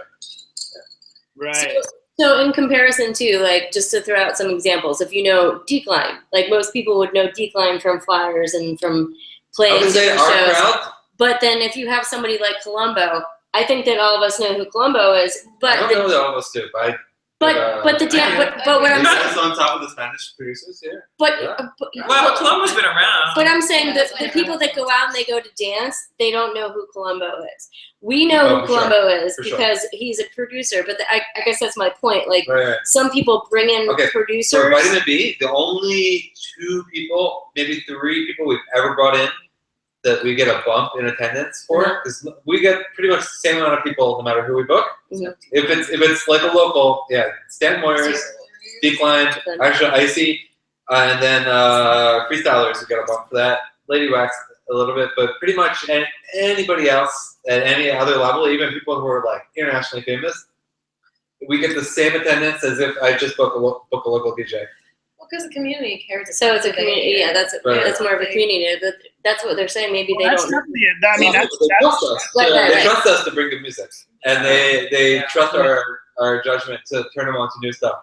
And I hopefully after we bring them out, when like Lady Wax blows their minds, they're like now on top of it. Yeah. Right. Yeah. Yeah. But I do notice that we'll bring out people that I'm just like going crazy Yeah, about. yeah. Mhm. And like It's so weird.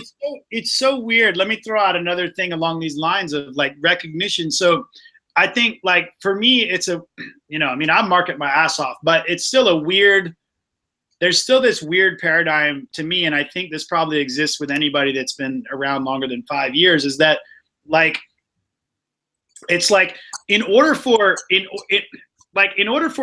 DJing that night, for people to really know who they are and then walk away and remember that, that's a tall order.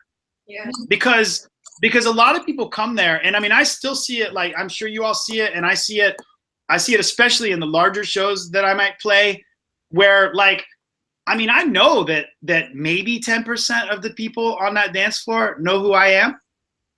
Like, I mean, I know that's the case. Like, they're not, like, if there's 1,000 people there, I mean, I'm like John was saying, I mean, I'm probably there for a bump in the crowd and a new, maybe trusted music selector, even though I produce. But you know what I'm saying? Like the people throwing that party, you know, it's a different thing for them, but it's not the reason that 1,500 people are there.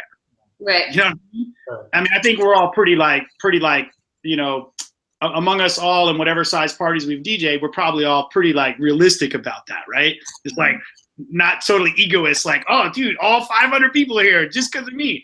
You know, like they don't know, you know, like, because if you go out and talk to the people, like, you know, the fans and whatever of music when you're done or before or whatever, they don't know you. And then like a lot of times after you've DJed, now they know you were the DJ. So I guess my point is, it's like this weird, like, you know, what do you do as a promoter to you know, like you want everyone to know who this favorite person is of yours that does whatever they do. That's why they're there, because you had them there. You want everyone to know that, but you can't force feed them. So like, how does that work? when you figure it out, let me know. Because you'd love to have them once and then maybe, I don't know, a year or whatever later, have them again and have it be even better, right? But it doesn't seem to work like that. Yeah. I mean, it depends. I think our scene, the scene of Vitamin B, rather, because we all have a lot of scenes, obviously. I think only some of the rules apply, and it has some of its own rules. Like it's kind of an island, the scene of the people that we pull. But then, like of the big guests that we have, they're all like both talented producers and talented DJs in one person, and then they don't do the cult of personality thing that Anna was talking about, where it's not like caring about the star over the music. So we're really lucky in that regard. I mean, the thing you're talking about is like going to Coachella and to see Justice, and they all have both of their hands in the air, fist pumping the whole time as the song goes. You know, like we don't have anybody like that. Yeah, exactly. Well, my goal then is to play a vitamin B party where I have those little you know, face cards on a stick. Oh, yeah. I'm all about it, dude. Let's put it together one day. That's my goal. When that happens, no, I shouldn't say it's over, but that would be really, because it might actually happen. No, but that would be pretty funny, man. If you didn't know it, that's when it would be funny. Like if you were there playing and you didn't know it, and someone like did that as a prank and got their own, like throw up the fucking, you know, whatever, your caricature or whatever on a little sticky card, that'd be pretty funny. Was it you were the one that printed up specific stickers just for our party? Yeah. Yeah, it was yours. I thought, Yeah. Oh yeah, that was after Miami. I did it in 2015. I did every single show that way. I did a sticker for every show. I see I juice have all stickers of those. everywhere I go. They always stand out to me. That was the most complicated thing I ever had to do in terms of promotion, because I had to like, you know, like it takes a certain amount of time obviously to get the sticker printed. So like I had the core design, but then I had to guesstimate and get the booking done, and then, you know, like get my sticker people to do short runs of like 100. right. It was really hard to do because they're like they're not like nice vinyl stickers, you know. So it wasn't like printing, you know, like 100, you know, paper stickers at Kinko's. It was like, you know, I was trying to have them all be the same sticker, and I think it ended up being like 20. I have them all actually. I think one day I'm gonna, like, I don't know, give away a sticker pack that has all however many it was. It's a lot. It was. That was hard. I don't think I could do that again. Tell them. What's that? Is somebody blowing up your phone? Yeah, I got text messages. Tell them to shit. Tell them You to know, people asking me questions. You see, because for me it's like 6:30 right now, so I got people like, Listen, tell them you have a show, yo. Yeah, I got people getting off work. They're like, yo, dude, this, yo, that. Oh, you're so popular. You know what? And here's the thing. No, it's like every it's like two weeks, no, it's no the one same ever two people. remembers. It's the same two people. Yeah, and you know them well, and they don't remember. It's every 2 weeks. Tell them it's every 2 weeks. No, it's like y'all all have friends that text you like 2 words at a time. Yeah. Oh, I hate that. But to put together like a whole paragraph, it's like they don't like. It's like maybe they're on their mobile and they don't realize if they keep typing, it'll wrap around. So they just type, and when it's like full one sentence, they hit send. You know, and then you Not me. I'm got like 7 paragraphs down. get like 37 messages, and you're like trying to read it, like, what the fuck? Sometimes they send It wasn't me. At least this time. I mean, I'm not gonna complain. I'm being offered tamales while we're talking, so it's not the worst. I don't know. Tamales or tamales? Tamales. We are on with Vitamin B Official. Oh my god. Let's totally watch that movie later. Oh man. This is so nice. Oh, John, you're pleased. Thank you. John, It's only so been here 2 weeks. Wait, you guys He's give been me here a 2 month weeks. to finish this spot up. What is this? So nice. What are you drinking? What are you all drinking? I think It's kinda it was like like a grapes and- floor or something for the previous like warehouse space. Oh, this was. yeah. It's like the house. But I'm gonna. I What was the John have Malkovich floor? I have a couple sculptures, and I'm gonna put sculptures in here and then cover them in like plexi. This place is huge. Yeah. Awesome. Huge. I thought we were It's gonna huge. play music and It's huge. Oh yeah, we're gonna play music and That's dance around what we like had, Peanuts for sure. characters. Are we playing? I have one crazy vitamin B story left to tell actually. All right, Please do. do it. All right, so we had a Back for tomorrow. international DJ whose name I'm gonna rename, like leave anonymous for this story, but probably anybody listening knows who they are. You definitely know who they are really well. He played in Australia the night before and was flying back to his hometown. Oh god, I can't say his hometown is because that gives it away. He's flying back to his hometown and then come to New York to play the next day. and got really sick on the plane and ended up in the hospital. But it was totally fine, right? They were like, "Oh, you'll be out tomorrow, but you can't go to your gig. You're totally fine." And so we were like, "Well, fuck, we got to come up with a new DJ." And so we do. We like scramble to get stuff together. But I was like, "This fucker." Who did you get? This fucker. Tony Quattro. Tony Tony Quattro. Quattro. Yeah, All right. we- Tony he was like- Quattro steps Tony on. Quattro is like, Quattro. you know what the story is. Yeah. Tony Quattro is like my favorite of the Yeah, the Tony new Quattro's pretty young kids It's pretty that dope. are doing like bass music. But so like this guy's in the hospital, but he's totally fine. He's going home, and I was like, I don't know why, because nobody else in the crew thought it was a good idea. I was like, I'm gonna send him a stripper dressed as a nurse to the hospital. And everybody was like, what? And I was like, fuck it, I'm gonna send him a stripper dressed like a nurse, and have her come into his room and like pretend to like give him his like blood temperature or like there's like blood pressure or whatever, and then just start getting naked and give him a lap dance. Oh! So I Google the city that he lives in, where he's in the hospital, right? And I like find this escort agency, and I like call him up, and I'm like, I have a friend in the hospital, and I want to send a stripper dressed as a nurse. And they're like, well, we have nurse costumes, but we don't want to send somebody to the hospital. If somebody's dying, we've done it before. It's not funny. they're like, your uncle is really old and he's dying in the hospital. It's not funny. It's not fun for the girl. It's really sad. And I was like, don't worry. This is an international DJ. He got really fucked up and can't make it to his gig tomorrow. So we're going to send him something to remember us by. And they're like, okay, we're going to do it. And so the girl goes to the hospital dressed like a nurse, and she goes into his room and proceeds to like give him a strip dance, and in his like bed, because he's like laying in the bed, and give him a lap dance on the bed. And they got so heated somehow he accidentally bumped his arm on the call nurse button on the bed. Yeah. So like a team of doctors and nurses come storming into the room and catch him getting a lap dance. That's amazing. And I have pictures of everything. They all thought it was really funny. All the doctors and nurses were taking pictures with him and the stripper. And he's taking pictures with him and the stripper. Was he in New York or in a hospital? Or where was he at? I don't say, because there's only one breakbeat DJ in that city. So if I say it's Oh yeah. No. I just didn't know if he was in New York at the No, time. he wasn't in New York. No, he was in his hometown. Oh, gotcha. When I was going to do it, everybody was like, "That's a horrible idea." But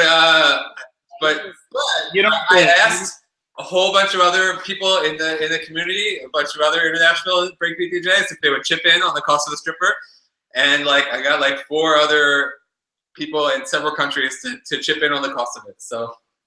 Oh, that's sweet. You could have done like nowadays, if you did that, you could be like, GoFundMe. You probably get like, twice what you need. You know?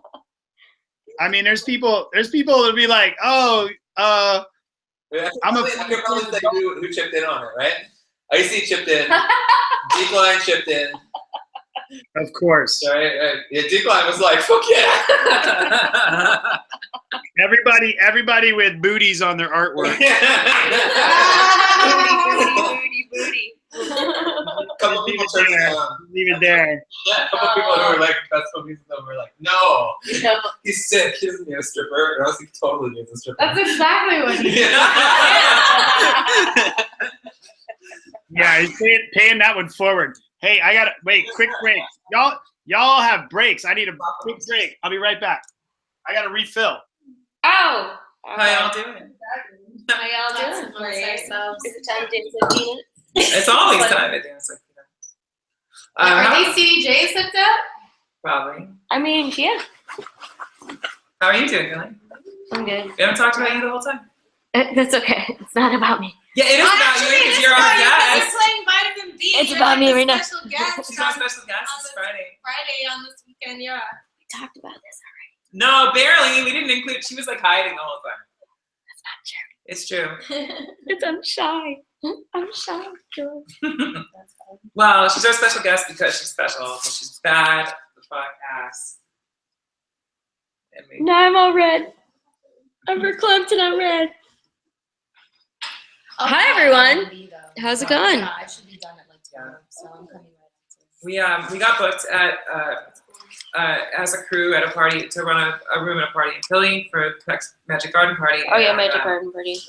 It was very, very fun, and we chose Kelly as our guest for that as well because you are badass. Badass. Just consistently. If a tree falls in the woods, Consistently. doesn't make it badass. Only that's Kelly. If it's raging, 137. Did we lose Wes? They went Oh yeah, he's break. out. Do you want to do the needle drop? Over. Y'all don't even need me for this episode.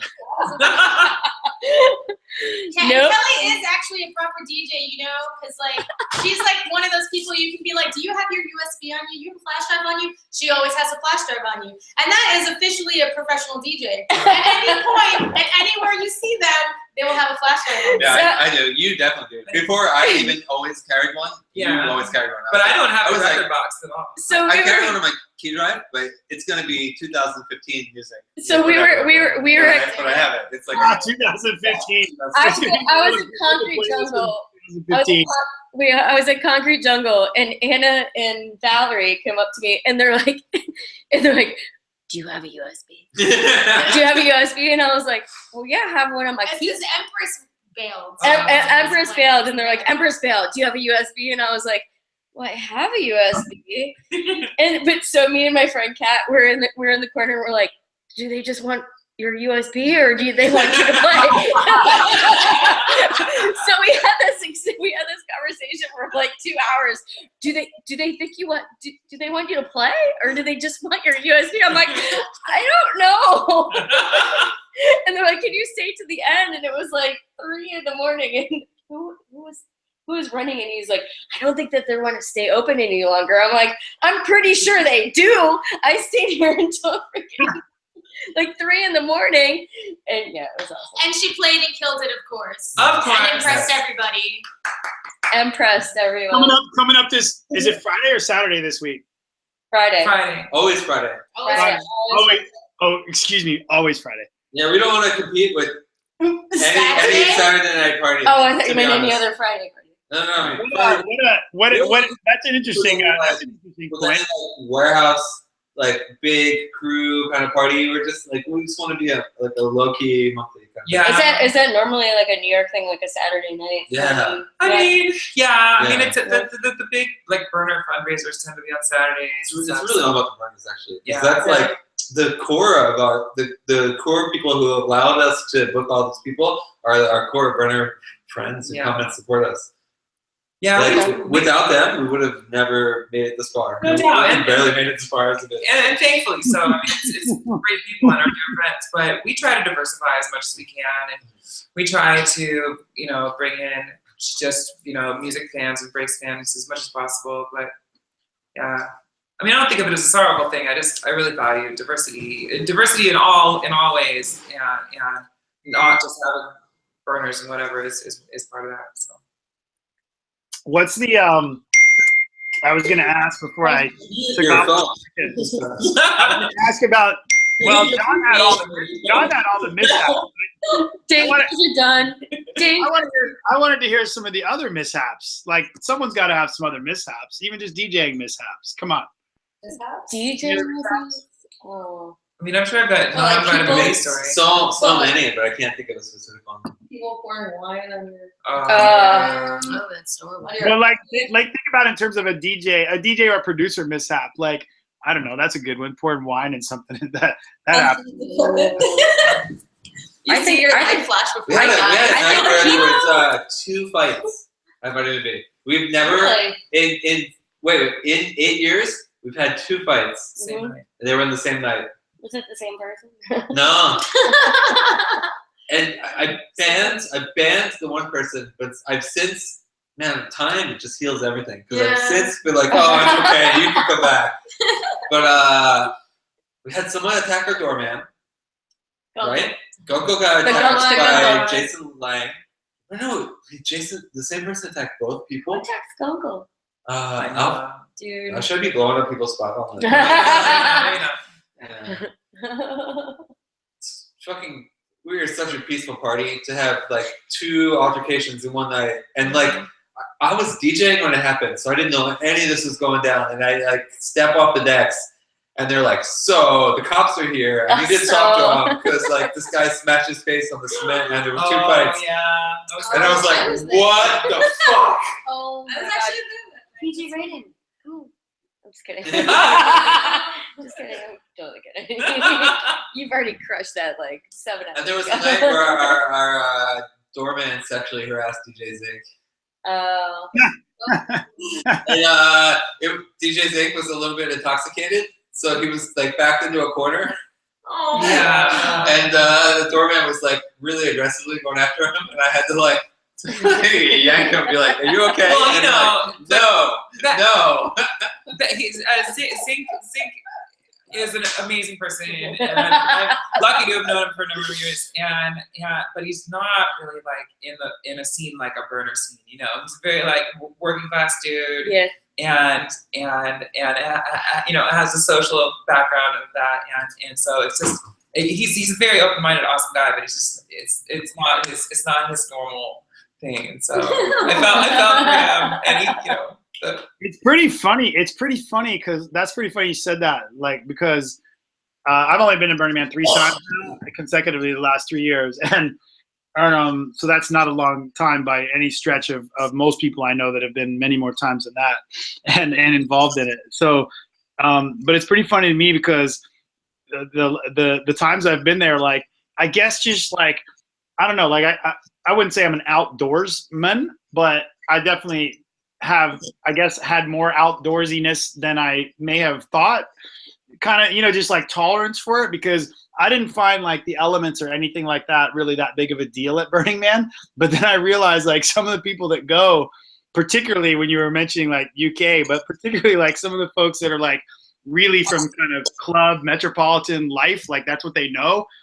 It's not really, it's like, it's pretty funny combination to watch unfold, It's a shock. you know? Yeah. Yeah. It's a shock. Yeah. Didn't you say a couple people left last year? Well, a lot of them leave early. Yeah, they're like, you know, yeah, they're like, yeah, I mean, it is more intense that like everyone said how intense it was, you know, for a lot of reasons, you know, before I went the first time. And then I went and I was kind of like, to me, I was like, well, the weather's like the best part of it. You know, I was like, this is like camping. Like, what's the big deal? You know, like, and there were a lot of other things that were overwhelming, but the he was heading into the desert, and he'd send me a text message, and he was like, "Kelly, I have one thing to tell you: the desert is trying to kill you. Just remember." He's like, "Be very, very careful." well, and it kind of is, but it's really not that. Do you know there's a 50K marathon at Burning Man? A 50. And so my friends, there's an ultra marathon at Burning Man that starts at 4 a.m. and it goes until it gets finished, I guess. But you have to sign these waivers that like I know I'm gonna die.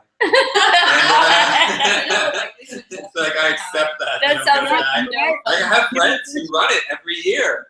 It's funny because it's not that bad actually. Like I haven't run the ultra because I think they do that like that's like a 50 or something. But I think they have a couple different ones. But I've run there in the morning because I run a lot. The marathons of Burning Man. Yeah. But I've run there. Cool. I've run there. Cool I've run there challenge. at Burning Man because I have to do it like a day on, day off. Like I can't go like for everyone that can go 7 straight days. Bless you, but. I have to like take 2 days off or something and then go hard and do it. So it takes like 8 days for me to have like 3 days of entertainment. But I've run there in the morning before and it's actually really pleasant. Like as a runner, it's super right before the sun comes up. Yeah, definitely. Yeah. Like 5 to 7 a.m. It's like really, really nice. Yeah. And I think that's when they do that. I think that's when they start that race you're talking about. And then if you're slow, if you're slow, it sucks because then it's gonna get hot. Yeah. And you're running, which also sucks. Sorry. I appreciate running. I love it now. No, I really underappreciate it. I will do probably. Yeah, exactly. I hate it. Hate it. No runners on the panel. I feel like I'm a panel. It's okay. We got one. Crunner. You get Not anymore. And right. plus, we can't say what that means. So. Anna, what's going on? Anna, what's going on your phone? What's going on with your phone? What's going on with your phone? Oh yeah. I told you, tamales. No, it's what you were talking about with New York. There's always something going on. We're just checking out all the events going on. Always. Well, it's getting into party time for y'all on a Wednesday if you're gonna try to party. So, what on that note, any of you going to Burning Man this year or trying to go or any of that? Or? I might. I'm going to Outlook. I think we're But Yeah, I'm playing Outlook Outlook. together. That's pretty funny. Tell me about that. What's that? What's up with that? I'll look in but not Croatia. this year. It's subsequent weeks. No, this it's year. different. Yeah. So I'm gonna try to go to Same both as this Sun year. and Base. It's crazy. I'm in. Hey, I found some money. I'm in. It's subsequent weeks. Sun and But Base. it's actually not the same week. Oh, great. It's just how the You weeks line can up. do both Yeah, Yeah. it's Croatia. So I might work Wes, for we the should go. MIR and then go to Whoa. Croatia. Wow. In Croatia. In Croatia and then Yeah. Valencia. It's after actually that. their 10-year anniversary this year. But it is too. like the most epic thing. Well, it's like epic sound Come systems, and if you're really into UK music, it's epic. If you like aren't, then like there's not a lot of 4/4. It's all like very heavy, like dubstep, drum and bass, very heavy on the grime, hip hop. Jamaican sounds. It's a sound system culture festival, right? So everything coming from there, dance hall, reggae as well. But like, yeah, and then there's like boat parties and stuff all day. It's a really gorgeous setting. It's one of my favorite festivals, but it's also kind of like a war zone. Like it's in this abandoned fort, and the British kids are like crazy culture shock. Mayhem. It's a real culture shock if you're used to like burner culture festival style, because even American mainstream festivals are not as bad as like what the British kids do. They just consume as much as possible and like get really, until they black out. really fucked up. So the place is trashed, and this is a gorgeous, gorgeous place. Like it's right on the Adriatic Sea. And It not gets just the land. it gets destroyed. Yeah, there's not just the land that's And it's destroyed, but heartbreaking. you'll be on a boat party, like raging to the best drum and bass or something, and the clear Adriatic Sea, gorgeous day, and then there's just British kids just like tossing beer cans into the ocean, Tossers. and you're like, Just tossers, But tossers. it's like totally normal to them. It is because totally it's just normal. how they party, So it's a bit of a culture shock if you're kind of coming from like the scenes we're coming from, I Yeah. think. But the music is worth it. The sound systems are worth it, it's so insane. And it's a weird thing to be like, I guess this is my family in a way. 'Cause we fuck with the same stuff. Oh man. Stepchild didn't want to do whatever. I don't want to talk about them. But it's a really open-minded crowd, and what I love about that crowd is like the weirder, the better. Like if you have like stuff you've never played out ever, you can play for that crowd, and they're excited by, again, the weirder the better. Like the more like you can really push boundaries with them, and they're used to that. It's like normal. So, definitely, I think one of the best festival experiences I've ever had. I'd say my favorite festival is definitely Bass Coast in Vancouver. Oh, I've heard of that, but I've never been. Yeah. I see their advertising all the time. It's a combination of that music and like kind of burner culture. So it's like it started as an arts festival that had a government grant. Way to go, Canada, for supporting the arts and music, right? A music festival that started with a government grant, but like you'll never see that. Well, we support them. We support them in America. It's just liquor companies. Yeah, that's true. it's just all the beverage companies that support it. Right? Jägermeister and Bud Light. Yeah. So the government doesn't.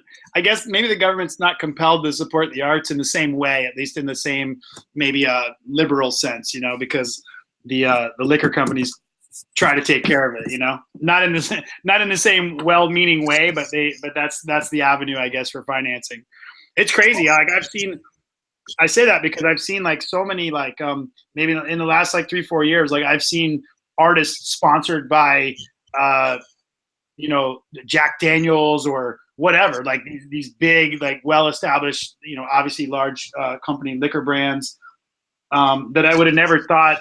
I mean, I don't think any more or less of them because of it. I think it's, you know, whatever they've managed to get the attention to maybe finally get some funding to do what they want to do. So that's all good. But I do think it's interesting, like that, you know, at least that I've noticed, it seems like more of very mainstream brands sponsoring electronic music. And not just the new stuff, but like some real legacy like things. There was a huge campaign with what's his name? Big kind of house progressive guy out of Miami, Robbie Rivera.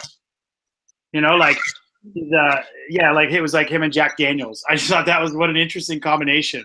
Like I've heard that music for 20 years. You know, is one of the big pushers of music in like a lot of like third world countries as well. Like if you go to like a music festival in like India or anything that's kind of like more electronic or underground music, whatever, like going on in countries like that, like Jack Daniels is the one who's sponsoring a lot of that stuff. It's a lot about specifically Jack Daniels. Yeah, some of my friends had this like really interesting and then the Doers were sponsoring one, yeah, which I do think is kind of interesting. But like I big up Red Bull. You know, they do a lot for really bringing a lot of unknown music and underground music, even in New York City, you know, to kind of bigger audiences. I know some people have a problem with that. They feel like they're like that Red Bull exploits them, but I don't really feel that way. Like I kind of feel like Red Bull last year when I went to India, Red Bull did that whole trip. The whole entire thing was them. Yeah. So it was 5 shows, and they, you know, they weren't. One of them was pretty big, but the other 4 were like 100 to 200 people max, and it was like, you know, like we all kind of know from doing the promotion business that you really can't make money off that. So like they totally just put the bill for that. You know? Don't they have a Scratch Academy, Red Bull, something like Red Bull Music Academy? Yeah. But it's like a Scratch Master, like DMC, but it's Red Bull. But this was totally unrelated. This was just like Red Bull India doing like some series where they wanted to like Anna was saying, like their goal was to essentially bring people that they knew people didn't probably know or have heard. Mm-hmm. So it was interesting. Yeah. Yeah, Red Bull's a few different party series, and they have like a turntablism one, I think, and they have this one called Red Bull 45s, where it's all like record collectors. Yeah. And they That's battle. so badass. If I ended up being at the head of some company that was making that kind of money, that's how I would spread it out. No doubt. So you know, there's cool people working there, you know, at the top. Yeah, like maybe that's the way it is. You know, maybe it's like some of those, like I said, maybe like some of those brands have kind of got some cool people, you know, like X Vitamin beers or whatever, you know, that are like over there now and have control of a little bit of the money. But yeah, I mean, kudos to them for supporting that for sure. Oh yeah. It's like all quiet, man. It's like all quiet, and then I'm staring at like. I talk about. I know. What have we missed? I don't know. It's not like I interview people. We've been like 2 hours we've been talking. You guys are worried. Did we cross the 2 hours? We started late. No. I want to. It's like I want to. Yeah, like I want to jump through the screen and come hang out. That's the first time you said that. Let's work it out for like April or May. Like I'm sure we can come up with enough to get your ticket out here. We're gonna make it. We're gonna make it happen. I'd like us to have more synergy in the Bay too. Like I'd love to know. I know this is sort of about it's supposed to be about us, but in the Bay though. Wait, what? Oh, in San Diego. It's San Diego, but he Wait, can you get us? Let's do a vitamin party at Tijuana.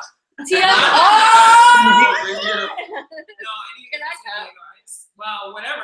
It's okay. It's California. No, but I've been focused on the Bay anyway, just because it's like there's so many Brace people out there, and like, he plays in the Bay. I know. Yeah. But like I don't know. I mean, obviously some people out there know us, but and we're all burners, so it seems like there should be more like flow, but it doesn't happen. Tim gets booked out there every time. Well, I mean, I do too here and there, but I think there would be people open to doing some kind of cross promotion of some sort, you know? Yeah. Because Actually, that's basically Talking about for play on the West Coast. from day one. because one of the things that you guys have going besides being awesome is that you're in a city that most people would want to come and play. Yeah, do some that's sort worked of to our like benefits so yeah, much. to do a switch over. Like yeah. these huge DJs, like we don't get a big crowd compared to like San Francisco or like internationally. Yeah. I mean, we get like 200 people or something or Yeah, less, right? that's true. But everybody wants to play New York, so Right, they're yeah, of totally course. willing to work Of with course, us. yeah. So it's totally worked in our favor. Yeah, I mean, like the thing I've seen like in the last couple of years is like I think like it would help if people like y'all understand it, but I think it would help like anyone listening that's like thinking about like, oh, okay, I promote in one city or another, and like maybe doesn't have like this pole position spot, kind of like New York City or maybe San Francisco, but is somewhere like I think like somewhere like you can go a lot of places like with a little bit of deal making and just kind of like like recognizing not so much towards y'all but like anyone listening like just sort of recognizing what the value is and what the kind of promoter is, right? Because that's a huge thing I learned over the last few years was like there's like to me there's like promoters that like they really just want to get a headliner and fill the spot and make some money. Fine, that's fine. And then there's promoters that have built up like a following, like you all have, and a lot of the Burning Man oriented camps have, and they're more like I was talking earlier, where they can bring a headliner, and that's going to probably have maybe some incremental, maybe more, maybe less, depending on your perspective. But but that's that style, and those are kind of the two different ones. And then you have people that are basically throwing birthday parties or something, and just hiring their favorite. Hire the favorite DJ to come play. I mean, I've played a few of them, and they're fun too. It's like, but those are usually the ones that know the least, probably have the least insight on music or you or whatever. You're more like whoever the birthday is for is like your fan or something like that. But that kind of thing. But yeah, I mean, those are when you're talking about like coming over to the West Coast or wherever it is you want to go. Like, I mean, I think there's definitely those opportunities there. I just think it's a big country. Yeah. That's what I realized the most, like, last couple of years is how fucking big America is. And how regional it is, too. Like even when I moved to New York, I don't know, I just sort of assumed that, like, everybody, I had already moved around the country, but I sort of assumed most people had the same cultural references and stuff. But underground music in New York was so different, it was so different from other places. And it just so happened to be that I really, really dug what New York's version of that was, and I really got deep with it. But it's so beautiful, and like regional cities too, like smaller. Like going to Pittsburgh was a really fun experience for me, and going to like just random ass places is beautiful. I've never been there, but I've been to Pittsburgh, but not to DJ. But I've heard the music scene is interesting there, and Philly as well. Yeah, Philly is like how you were talking about before with people coming out and knowing the edits of the whatever and knowing exactly what song it is. Philly, yeah, Philly, awesome. Like there's pluses and minuses to Philly, no doubt, but Philly, well, no, that is, but like the most unassuming people know so much. Like there'll just be some dude who just looks like some random like. That's my family. Like Philly is like my surrogate New York. No doubt. Like that is. My East Coast family that are not in New York, they're in Philly, and I love those people so much. Yeah, but versus here, where it's either someone looks like a scenester and you expect them to know a lot, or they look like a random person and they're having fun or whatever, they don't know anything.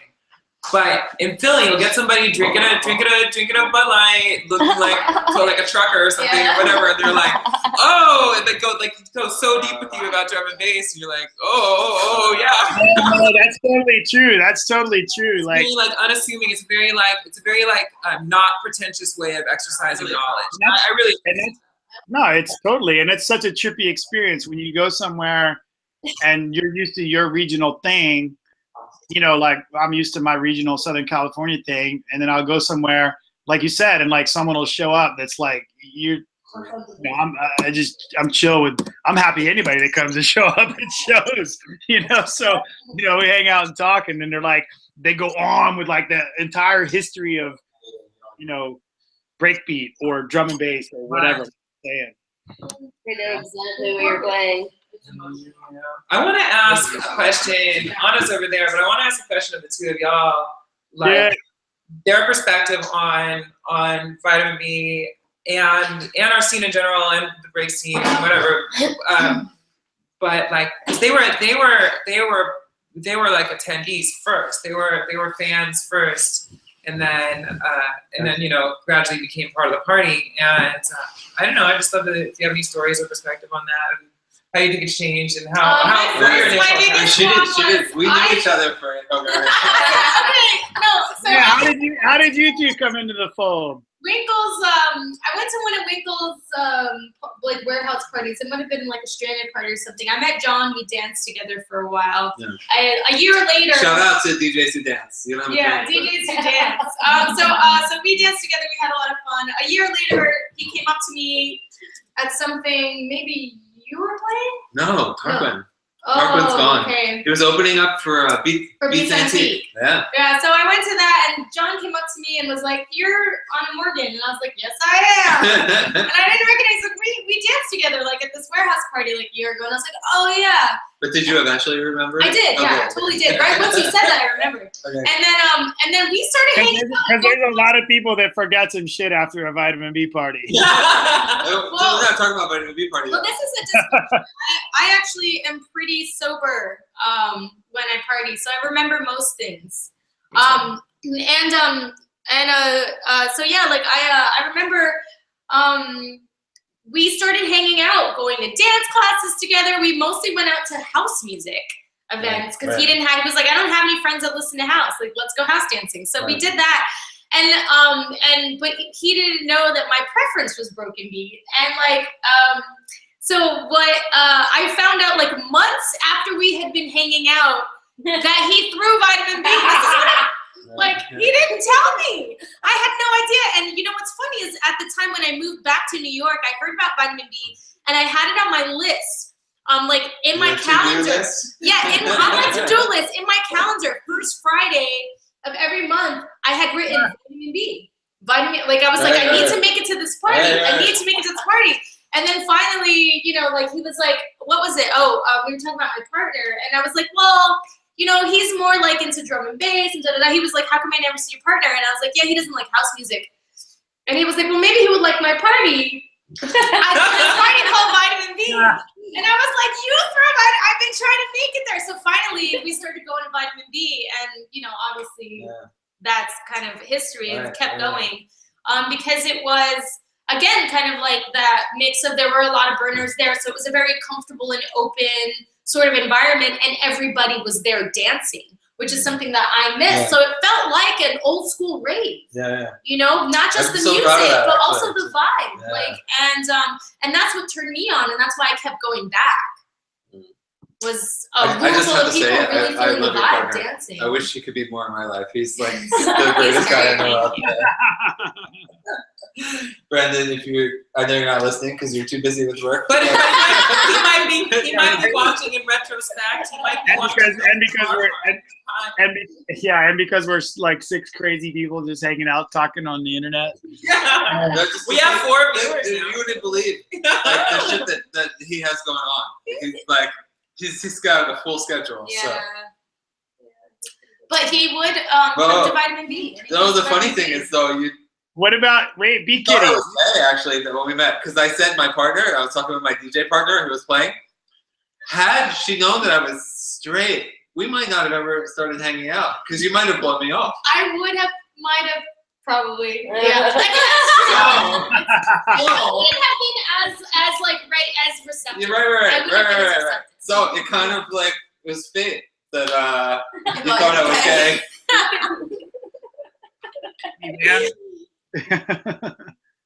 Beat Kitty, how did you come into all this? I mean, I guess through the burner scene mainly. Yeah, it was like a unanimous decision between all of us. We were like, we need to bring on one more person, and it was like everybody's first choice was Beat Kitty. It was like 100% like thumbs up. So it was like a done deal. Like there was no vote. There was like no second choice. It was like Beat Kitty. So that was that. Well, you guys had me like a long time ago. But like Were those, right? you guys did before. Just once? No, I opened for Martin Morgan too. once. Okay. So twice. In fact, I was down before. Yeah. And it was one of the first places, I think, in New York where I was like, oh, I like this music. Yeah, I mean, I you're was even like- playing breaks really. At the No, time. she Yeah, played I more on the wasn't- floor. Both times you played. Yeah. Well, because I played a little bit of breaks. But you can play. You can play now. Actually, we don't tell anybody what to play ever Yeah. anymore. We did at the beginning. But Be careful what you wish. at this point, I trust you implicitly now. But I think you just do guys it like. at this point, you know, like at the very beginning, I was a little bit like, oh, I want to maintain this like thing, but like it's just evolved into its own thing, and everybody who's here is equally a part of it. So like, play But what then you you think like is right. specifically asked people that are not exactly I know. DJs Yeah, to join your team. Like we're all pretty eclectic, Yeah, I feel right, like in right, our right. in our styles. Yeah. I'm not happy with that choice, so. I think cross training is really important. I DJ cross training. No, seriously, I think people who only play one genre are stale. Like I think it's I almost don't even have an exception to that. And I think people who have a background in other things, yeah, but you'd be surprised. Like you'd be surprised what kind of DJ, and then like they're all they do all the time is juke or whatever. But then they've got this broad experience of music in other ways. Yeah. They don't necessarily have to be a professional, some other kind of DJ or some other kind of producer. But Right. if you, I think having a broad musical foundation and but passionate and varied musical interests makes you a better breaks DJ, makes you a better house DJ or whatever. So Yeah, I agree.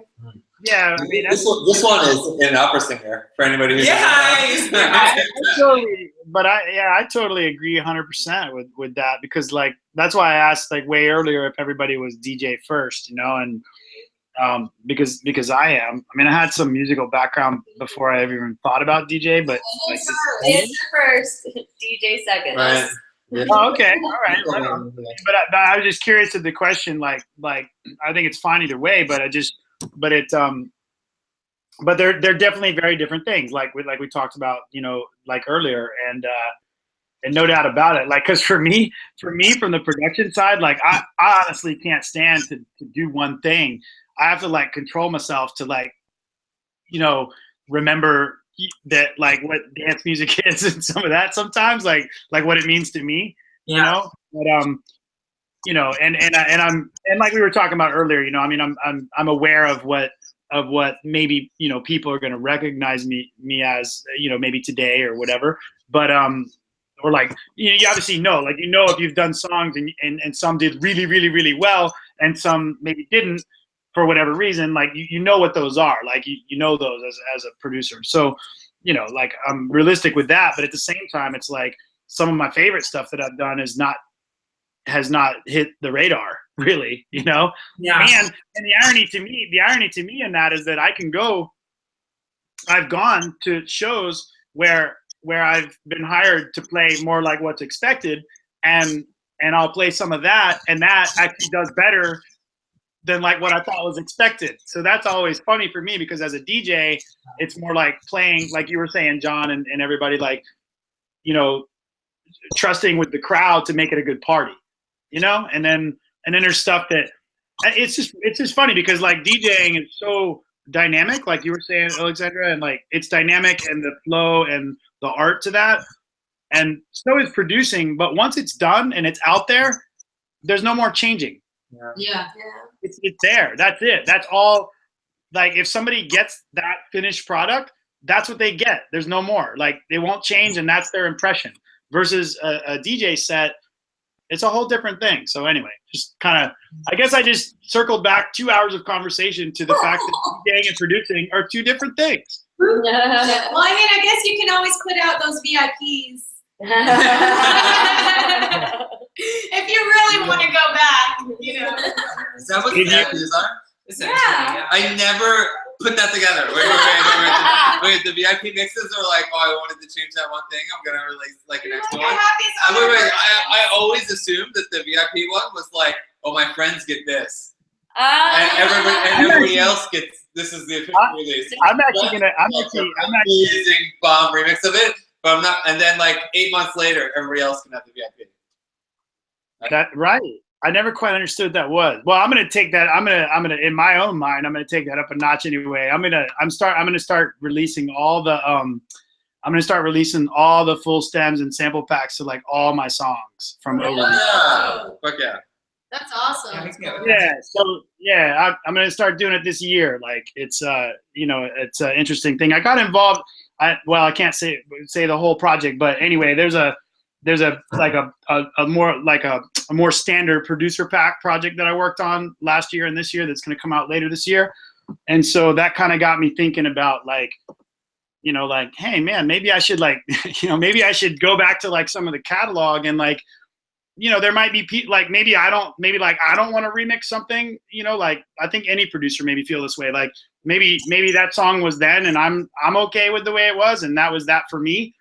But I don't know, maybe somebody else might want to take, you know, maybe all the parts but change the beats or whatever, right? So I was thinking, it got me to thinking like not so much of like a big producer pack, you know, like you get on Loop Masters or something like that, but more like you know, song related where it's like, oh, I really love that vocal hook or whatever it was, you know, and then go do your own thing with it, you know?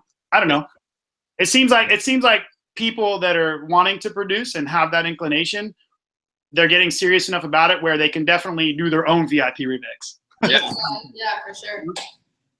Yeah. I mean, 10 years ago, that was a lot bigger ordeal, you know, it required a whole lot more things, but Right. it seems like maybe that's changing along with the DJ music and that side of things, like we've talked about a bunch today. So anyway, glad when I said that, some people were like, oh, that's cool. Yeah.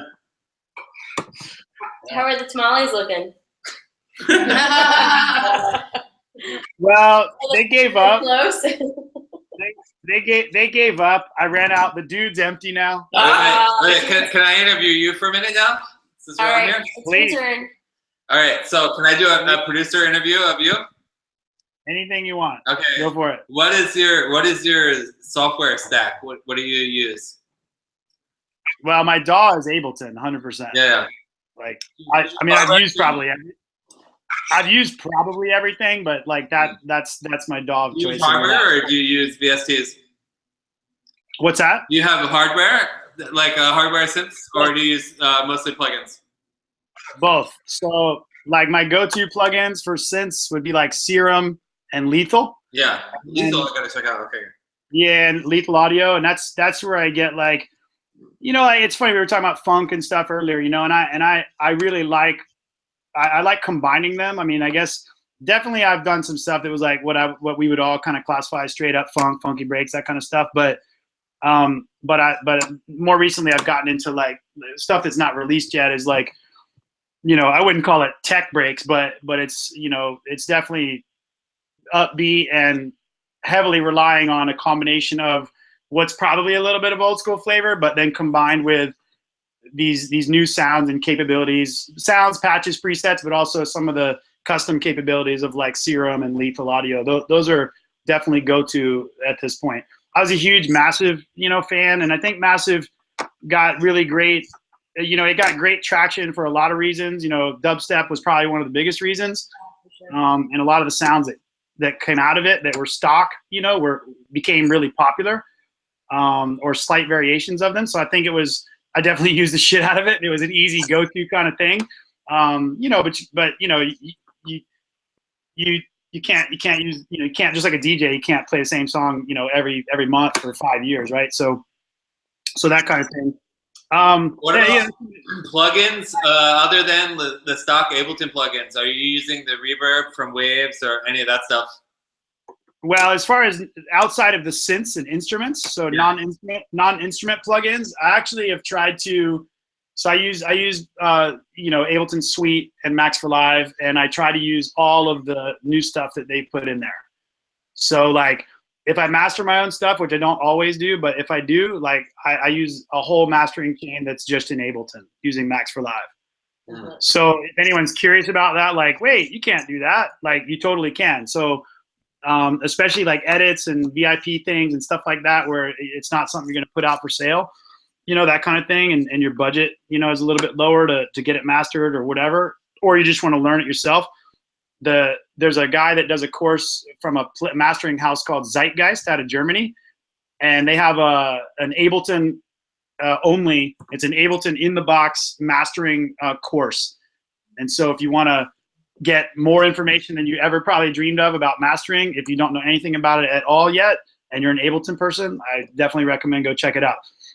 You could probably get it from a number of places, but I got it through like Producer Tech.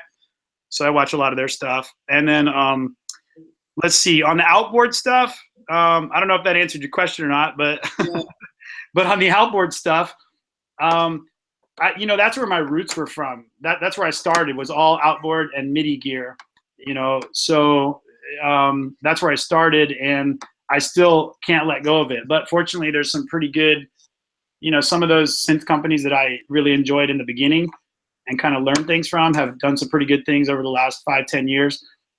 So all my outboard gear at this point, all my outboard synth gear is all Moog stuff. Oh, nice. So wow. Okay, next question. Step entry, or do you like to pound it in on the drum pads? Well, I use push, so that's what I use to write most of the drum patterns where I don't use a sample, and then I also use it for doing chords and keys and stuff. And I use a lot of MIDI. Like I think MIDI's so underrated, man. Like anybody who's listening, if you haven't got your head buried in MIDI, like you need to, because as old as it is, the reality of it is that like a lot of the super hidden gems, and there's going to be some of this in the pack that I put out, like some of the super hidden gems are in the MIDI files, and a lot of people just skip those. They're like, whatever, dude, audio, drop it in. It's easy to make it longer, shorter, tempo, change octaves, whatever. But if you're not getting into the MIDI part, like that's where the gems are to me, because you can take the MIDI files, and whether you're an outboard gear person or inboard in the box, like some of the plugins I talked about, MIDI will trigger all that. So then you can take, whatever the chord is or the score or whatever piece of it you want, rearrange it a little bit and make it yours, to produce your sound out of either a software instrument or an outboard instrument. And I don't understand why more people don't do that. Like I talk to a lot of people and they'll be like, I don't use MIDI. It's not complicated. It's like, and maybe it's because of my background, but to me, using MIDI to trigger all these things is so much easier than starting with a stock audio sample. And I definitely use stock audio samples, there's no doubt about it. And you can load those into Simpler or Sampler or something like that, or whatever DAW you're using. But but without a doubt, like that's massive pro tip number one. If you're not or haven't gotten your head into and around MIDI and what it can do for you, you need to do it. You need to do it. And a perfect example was, so when I went to play Breakfast of Champions this year, I was thinking to myself, like, I want to do something cool, but not like too kitschy. Yeah. So I'm thinking, what am I going to do? And I'm like, I was listening to something like some Christmas thing. And awesome, by the way. Yeah. And then I was asking some people, I was like, hey, you got any, like, are there any Christmas, New Year's edits? And you know where this is going. Like, there's a bunch of stuff out there. Yeah. And I was like, I can't do that. And then I was like, Frosty the Snowman came into my head. It's on his he just came up. And I was like, I'm going to do that. And sure enough, I was able to find like so awesome. Frosty the Snowman for like people that do karaoke, because that's what all those machines and things, they use like MIDI files to trigger all the like basic karaoke person at the corner shop or bar or whatever. And so I went and found all these MIDI files for Frosty the Snowman, and then I like repurposed them and really simplified them a lot so you could still understand the song and it had the same basic structure, but of the major parts, the sing-along parts. But I redid them all like off of the outboard. Off my sub 37, I like made a modification. There's like a stock 303 acid sound on there, and then you can modify everything on that. So then I ran the MIDI file like through the sub 37 and created, like the hook to Frosty the Snowman. And anyway, that's what I opened at Breakfast of Champions with. So all right, last question. If anyone, real quick, if you think that's crazy, just go listen to the opening song on my. They just. All right, I want to know. Have you ever ghost produced for somebody else? Answer the question. You don't have to say who. You just have to say yes or no. No. He waited too long, I think.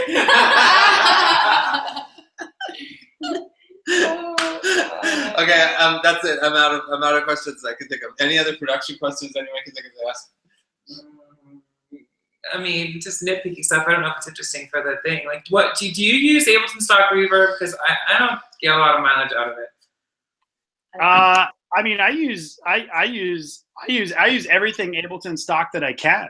And yeah, I mean, it's okay. I mean, I use other plugins too. I have a lot of plugins. Like, one of the things I try to do, like, I mean, I got into like, you know, you watch tutorials and it's like, I mean, I got like Brainwork stuff and Valhalla stuff, and I got Wave stuff, and I got all these things. And I think, you know, Cytomic stuff and everything. And I think one of the things that, you know, I certainly found with me was that I was like, I kind of lost touch with the hardware world and what that taught me, which was, and I've said this before on here, is that, you know, when you have a Slim Fatty and a Sub 37 and like a Mother 32 rack sitting in the room, like you have to use that. Yeah. You know, you can't go buy like 10 more of that. You know, it's like a few $1,000s in gear. So you can't, you know, if you're okay with cracked software or whatever, which I'm definitely not a proponent of, like I pay for everything. So that's kind of like just a you know, like a thing for me in terms of really trying to get the most out of whatever's in the product. And I think if you're going to pay $1,000 for Ableton Live Suite, and you know, and you have Max for Live and everything, like even the bass synth in there. Have you ever messed with that? Like the bass synth that's in Max for Live, it comes with, you know, with Live. Yeah. No, all the Max synths are really cool. Yeah, and analog, and so a lot of people are like, oh no, you know, but it's like you can do amazing stuff with that, you know. And I'm not like a sound designer that's gonna go into, you know, the bass synth in Live Suite and like totally create things from scratch. But I can tell you this, like, if any of you know like Miyagi, remember him, like the breaks producer Miyagi? So like that dude was doing, like, he's an incredible synth programmer. So I found these tutorials where like he and a couple others through Warp Academy were doing all the sound design in Live Suite and Max for Live, and it blew my mind. So, you know, you can go, you take that little tutorial, you get the synth plugin as part of the tutorial, and then learn that and then kind of make it your own. I mean, that's what I have the most fun doing, you know, like in terms of sound design. Sure. And there's so much of it out there, as you know. Max for Live. Where'd John go? Where'd John go? Who's there? Alcohol made me use the restroom. Ah, it got to me earlier. This is Rickess. Well, that was fun. Yeah. Yeah, that was fun. I think I'm so happy we made it 2 hours. It's like 2.5 hours. 2.5 hours. No, we didn't start on time. Yeah, we started on time. It's like 2.5 hours, man. We were actually on time. Yeah. Yay! That was really, really fun. And let's do it in person next time. Totally, we need to. Like, we need to. Like, if we could only figure out bigger budgets, so we could just fly around and like hang out. Hit up Red Bull. Yeah. Connections, right? We can figure Yeah, it out. totally. Give you All right. Well, I guess we've reached our end, friends. All right, friends. We still Thank have you. viewers Thank you so much. too. Thank you, viewers. Who's left on? Who we got on, like 4 or 5? Awesome. Yeah, it was really cool, and I would really like to be there right now. Like maybe squeeze into one more spot on that couch. I've been looking. Normally I'd be switching back and forth between all of the different little, like, you know, cameras or whatever here, like the 2, 3 of them. Camera one. I've been on this couch the whole time. It's so comfortable. Anna's getting up, making space for me. We got you, man. We got you. We got you. Hey, I will ask if anybody, this is always one of my funny questions. So when I was talking about putting out the sound packs for individual songs and things, I'm curious from anyone that's producing or into producing that's on the call, like what kind of things would like what kind of stuff do you use, or would you like to see more that people, you know, could put out in the way of, you know, sounds or ways that it would make it easier to produce, you know, that kind of stuff. I don't know if anyone's put any thought into that, or if you just make everything from scratch. I don't know. I mean, feel free to. I always want the single hits. Like, you gotta have the single hits of all your stuff. Yeah. I'd love to get the MIDI tracks for it. I'd love to get the effects in their own track. Yeah. And when you're talking effects, you're talking like, you know, like ramps, build-ups, all that kind of stuff. But even like everything, like reverbs, delay, like all that stuff as a separate track. But like, it's kind of interesting. So you just want to Trying to I just want, I guess I want stems. And I want it all. I want everything. I want stems, and MIDI files, and the bounce of the track. Well, everything. Why not? You have access to it all. Give us it all. Well, he says the MIDI files, and that's one thing that you don't get in a lot of packs. I mean, if you're such a proponent of MIDI files, then people can deconstruct the harmonies and stuff. That's cool. I feel like a lot of what someone's signature sound is based on the drums they pick. So, you know, that's always really interesting. And oh, you know what? I want the commentary track also. Director's commentary. Yeah, totally. The laugh track too. No, the laugh track. All the bullshit that went on trying to figure it out. I mean, I'm full up on synths, and I feel like that is the soul of a lot of creativity and the drum patterns. But you know, knowing what the drum sounds are and the MIDI files, I guess, is interesting to me. Yeah, I mean, the thing did I say I was a proponent of MIDI? About 10 minutes ago. Yeah, definitely you said that.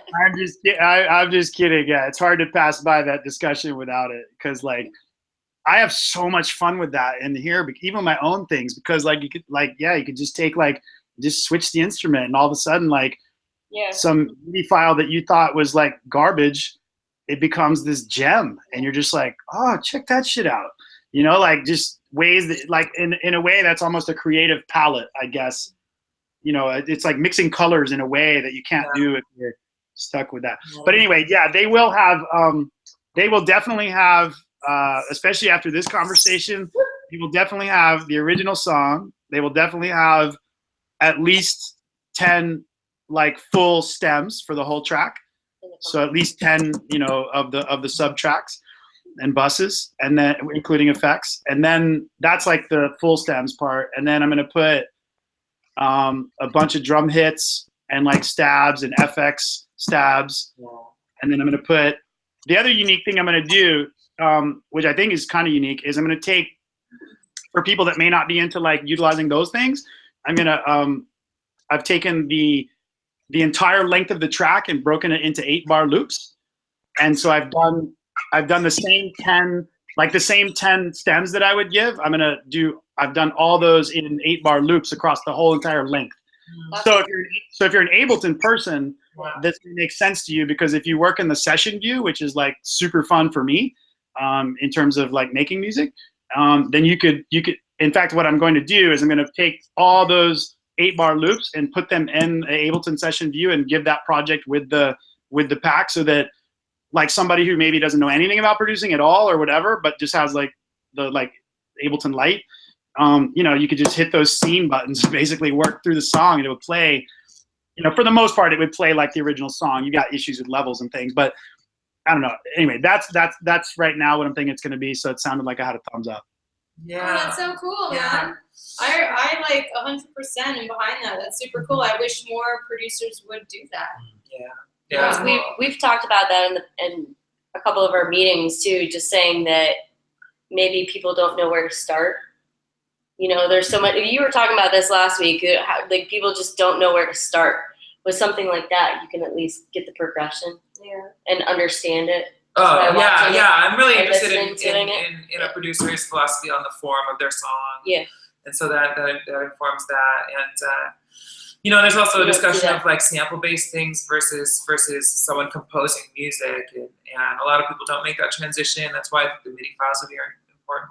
Yeah, agree. Wow, there's no doubt about it for me. Yeah, for sure. Because I'm super interested in how a producer's busing. It's not really a thing you can like convey with a sample pack or with stems, but I'm always curious just each person's logic path on why bus this and into this or whatever. I mean, I have my own philosophy on it, but I'm always interested in talking to people about it. Mm-hmm. You mean like you're talking like deeper into like effects and side chaining and that's kind of. Yeah, I mean, essentially, like why why mix these elements together versus these elements together? Like I normally bus everything except the drums to one bus, and then do the drums separately.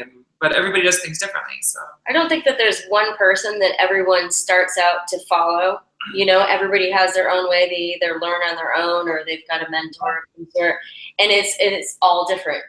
Yeah. Mm-hmm. Like I think maybe most people have just one path that they go on. yeah, no, I agree, but I think a lot of people's paths are different. Right, yeah, that's I don't what think I'm there's a saying, whole lot of public discussion about best practices and stuff. So. Mm-hmm. Yeah. Well, maybe I'll do some stuff with that in the future. And because I use like 7 to 8 buses by default. Like that's typically it. And then, But that's why I ask. Yeah. Yeah. No, I understand where you're going with it because I've watched a lot of tutorials myself, and I always continue to, and it actually surprises me only because it's maybe coming from the hardware world. I don't know, in a combination of just my experiences, but I do see a lot of people that make really good music that don't seem to have things as organized. Like I'm an organization freak,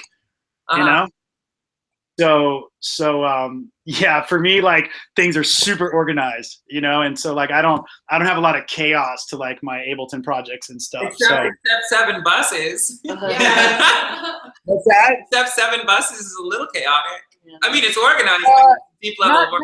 Not totally. Like, I mean, I'll use those across. Like, I have 6 to 7 major groupings, and part of the reason I do it, is for technical reasons, but part of it is also to help because of my workflow to create a song. So, it helps me kind of focus on one area first, and not get too wound up in all of the engineering or mix down related pieces of it, like more the writing piece of it, I guess. Because it helps me. It just makes me focus a lot on sub bass or drums or vocals and things like that, and then bust all that through its own effects, and then overall a master. Oh yeah, I have group level essentially buses for drums, for the leads, for the basses, and for the effects and so forth, and vocals. But then I'll like further bust things after that. Yep. Yep. We lost one. We're calling time. We're calling time. I hope y'all are drinking some good whiskey. It was super fun. It'd be more fun if I was sitting there and we could dive into more details and dive into more whiskey. Dive into more whiskey. I think we're gonna go make a check all together, and I wish you were here to do it with us. We could leave it. Please do it. please do it remotely.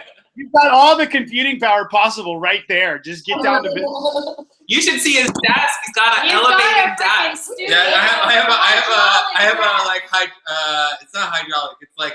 I have a lifting studio desk It's pretty awesome. for my production, so I can go from sitting to standing, and it's really amazing to do a standing desk when you have a bunch of people like swapping in and out making music. And he has presets on the elevator, and we're gonna label them. Kelly, Can I show you? Are you gonna show him your studio? I don't think I can. We have. That's totally awesome. No, we can take the power off of this and totally carry that mobile. camera Just with that. unplug it. Let's do it. Unplug it. Okay, wait. Do you want to see the? Okay, somebody put their hand on that. Here, just Okay. grab that, and I'll come up. Okay. Okay. We're taking you for a tour of my studio. Brand new, newly installed.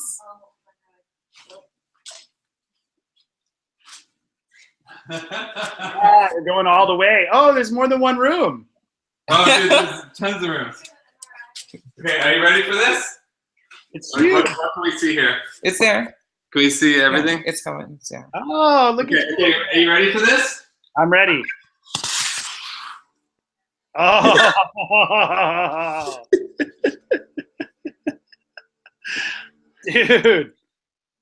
That's too awesome. All right, so yeah. Now you can just you can totally stand and bang it out. You got a lot of nice gear in there, man. Thank you. There's a lot of keyboard, 3/4 at least, some other stuff, and a mixer over there. You're ready to Yeah. go, man. We're working on it. You're ready to go. Awesome. All right. I think we should call it a night. Let's call it. Yeah. We're gonna make it 2-0, so hopefully next time you'll be here and you can do it with us. I'm ready to crack my new beer anyway. Yeah. Nice cable management over there. Rock on. All right, everybody. All right, have a good one, Wes. It was really fun. Thank you so much. Anna, Illexxandra, John. Bye-bye. Thank you, Tim. Bye-bye. Here. Bye-bye. See y'all later. Later. That was so fun.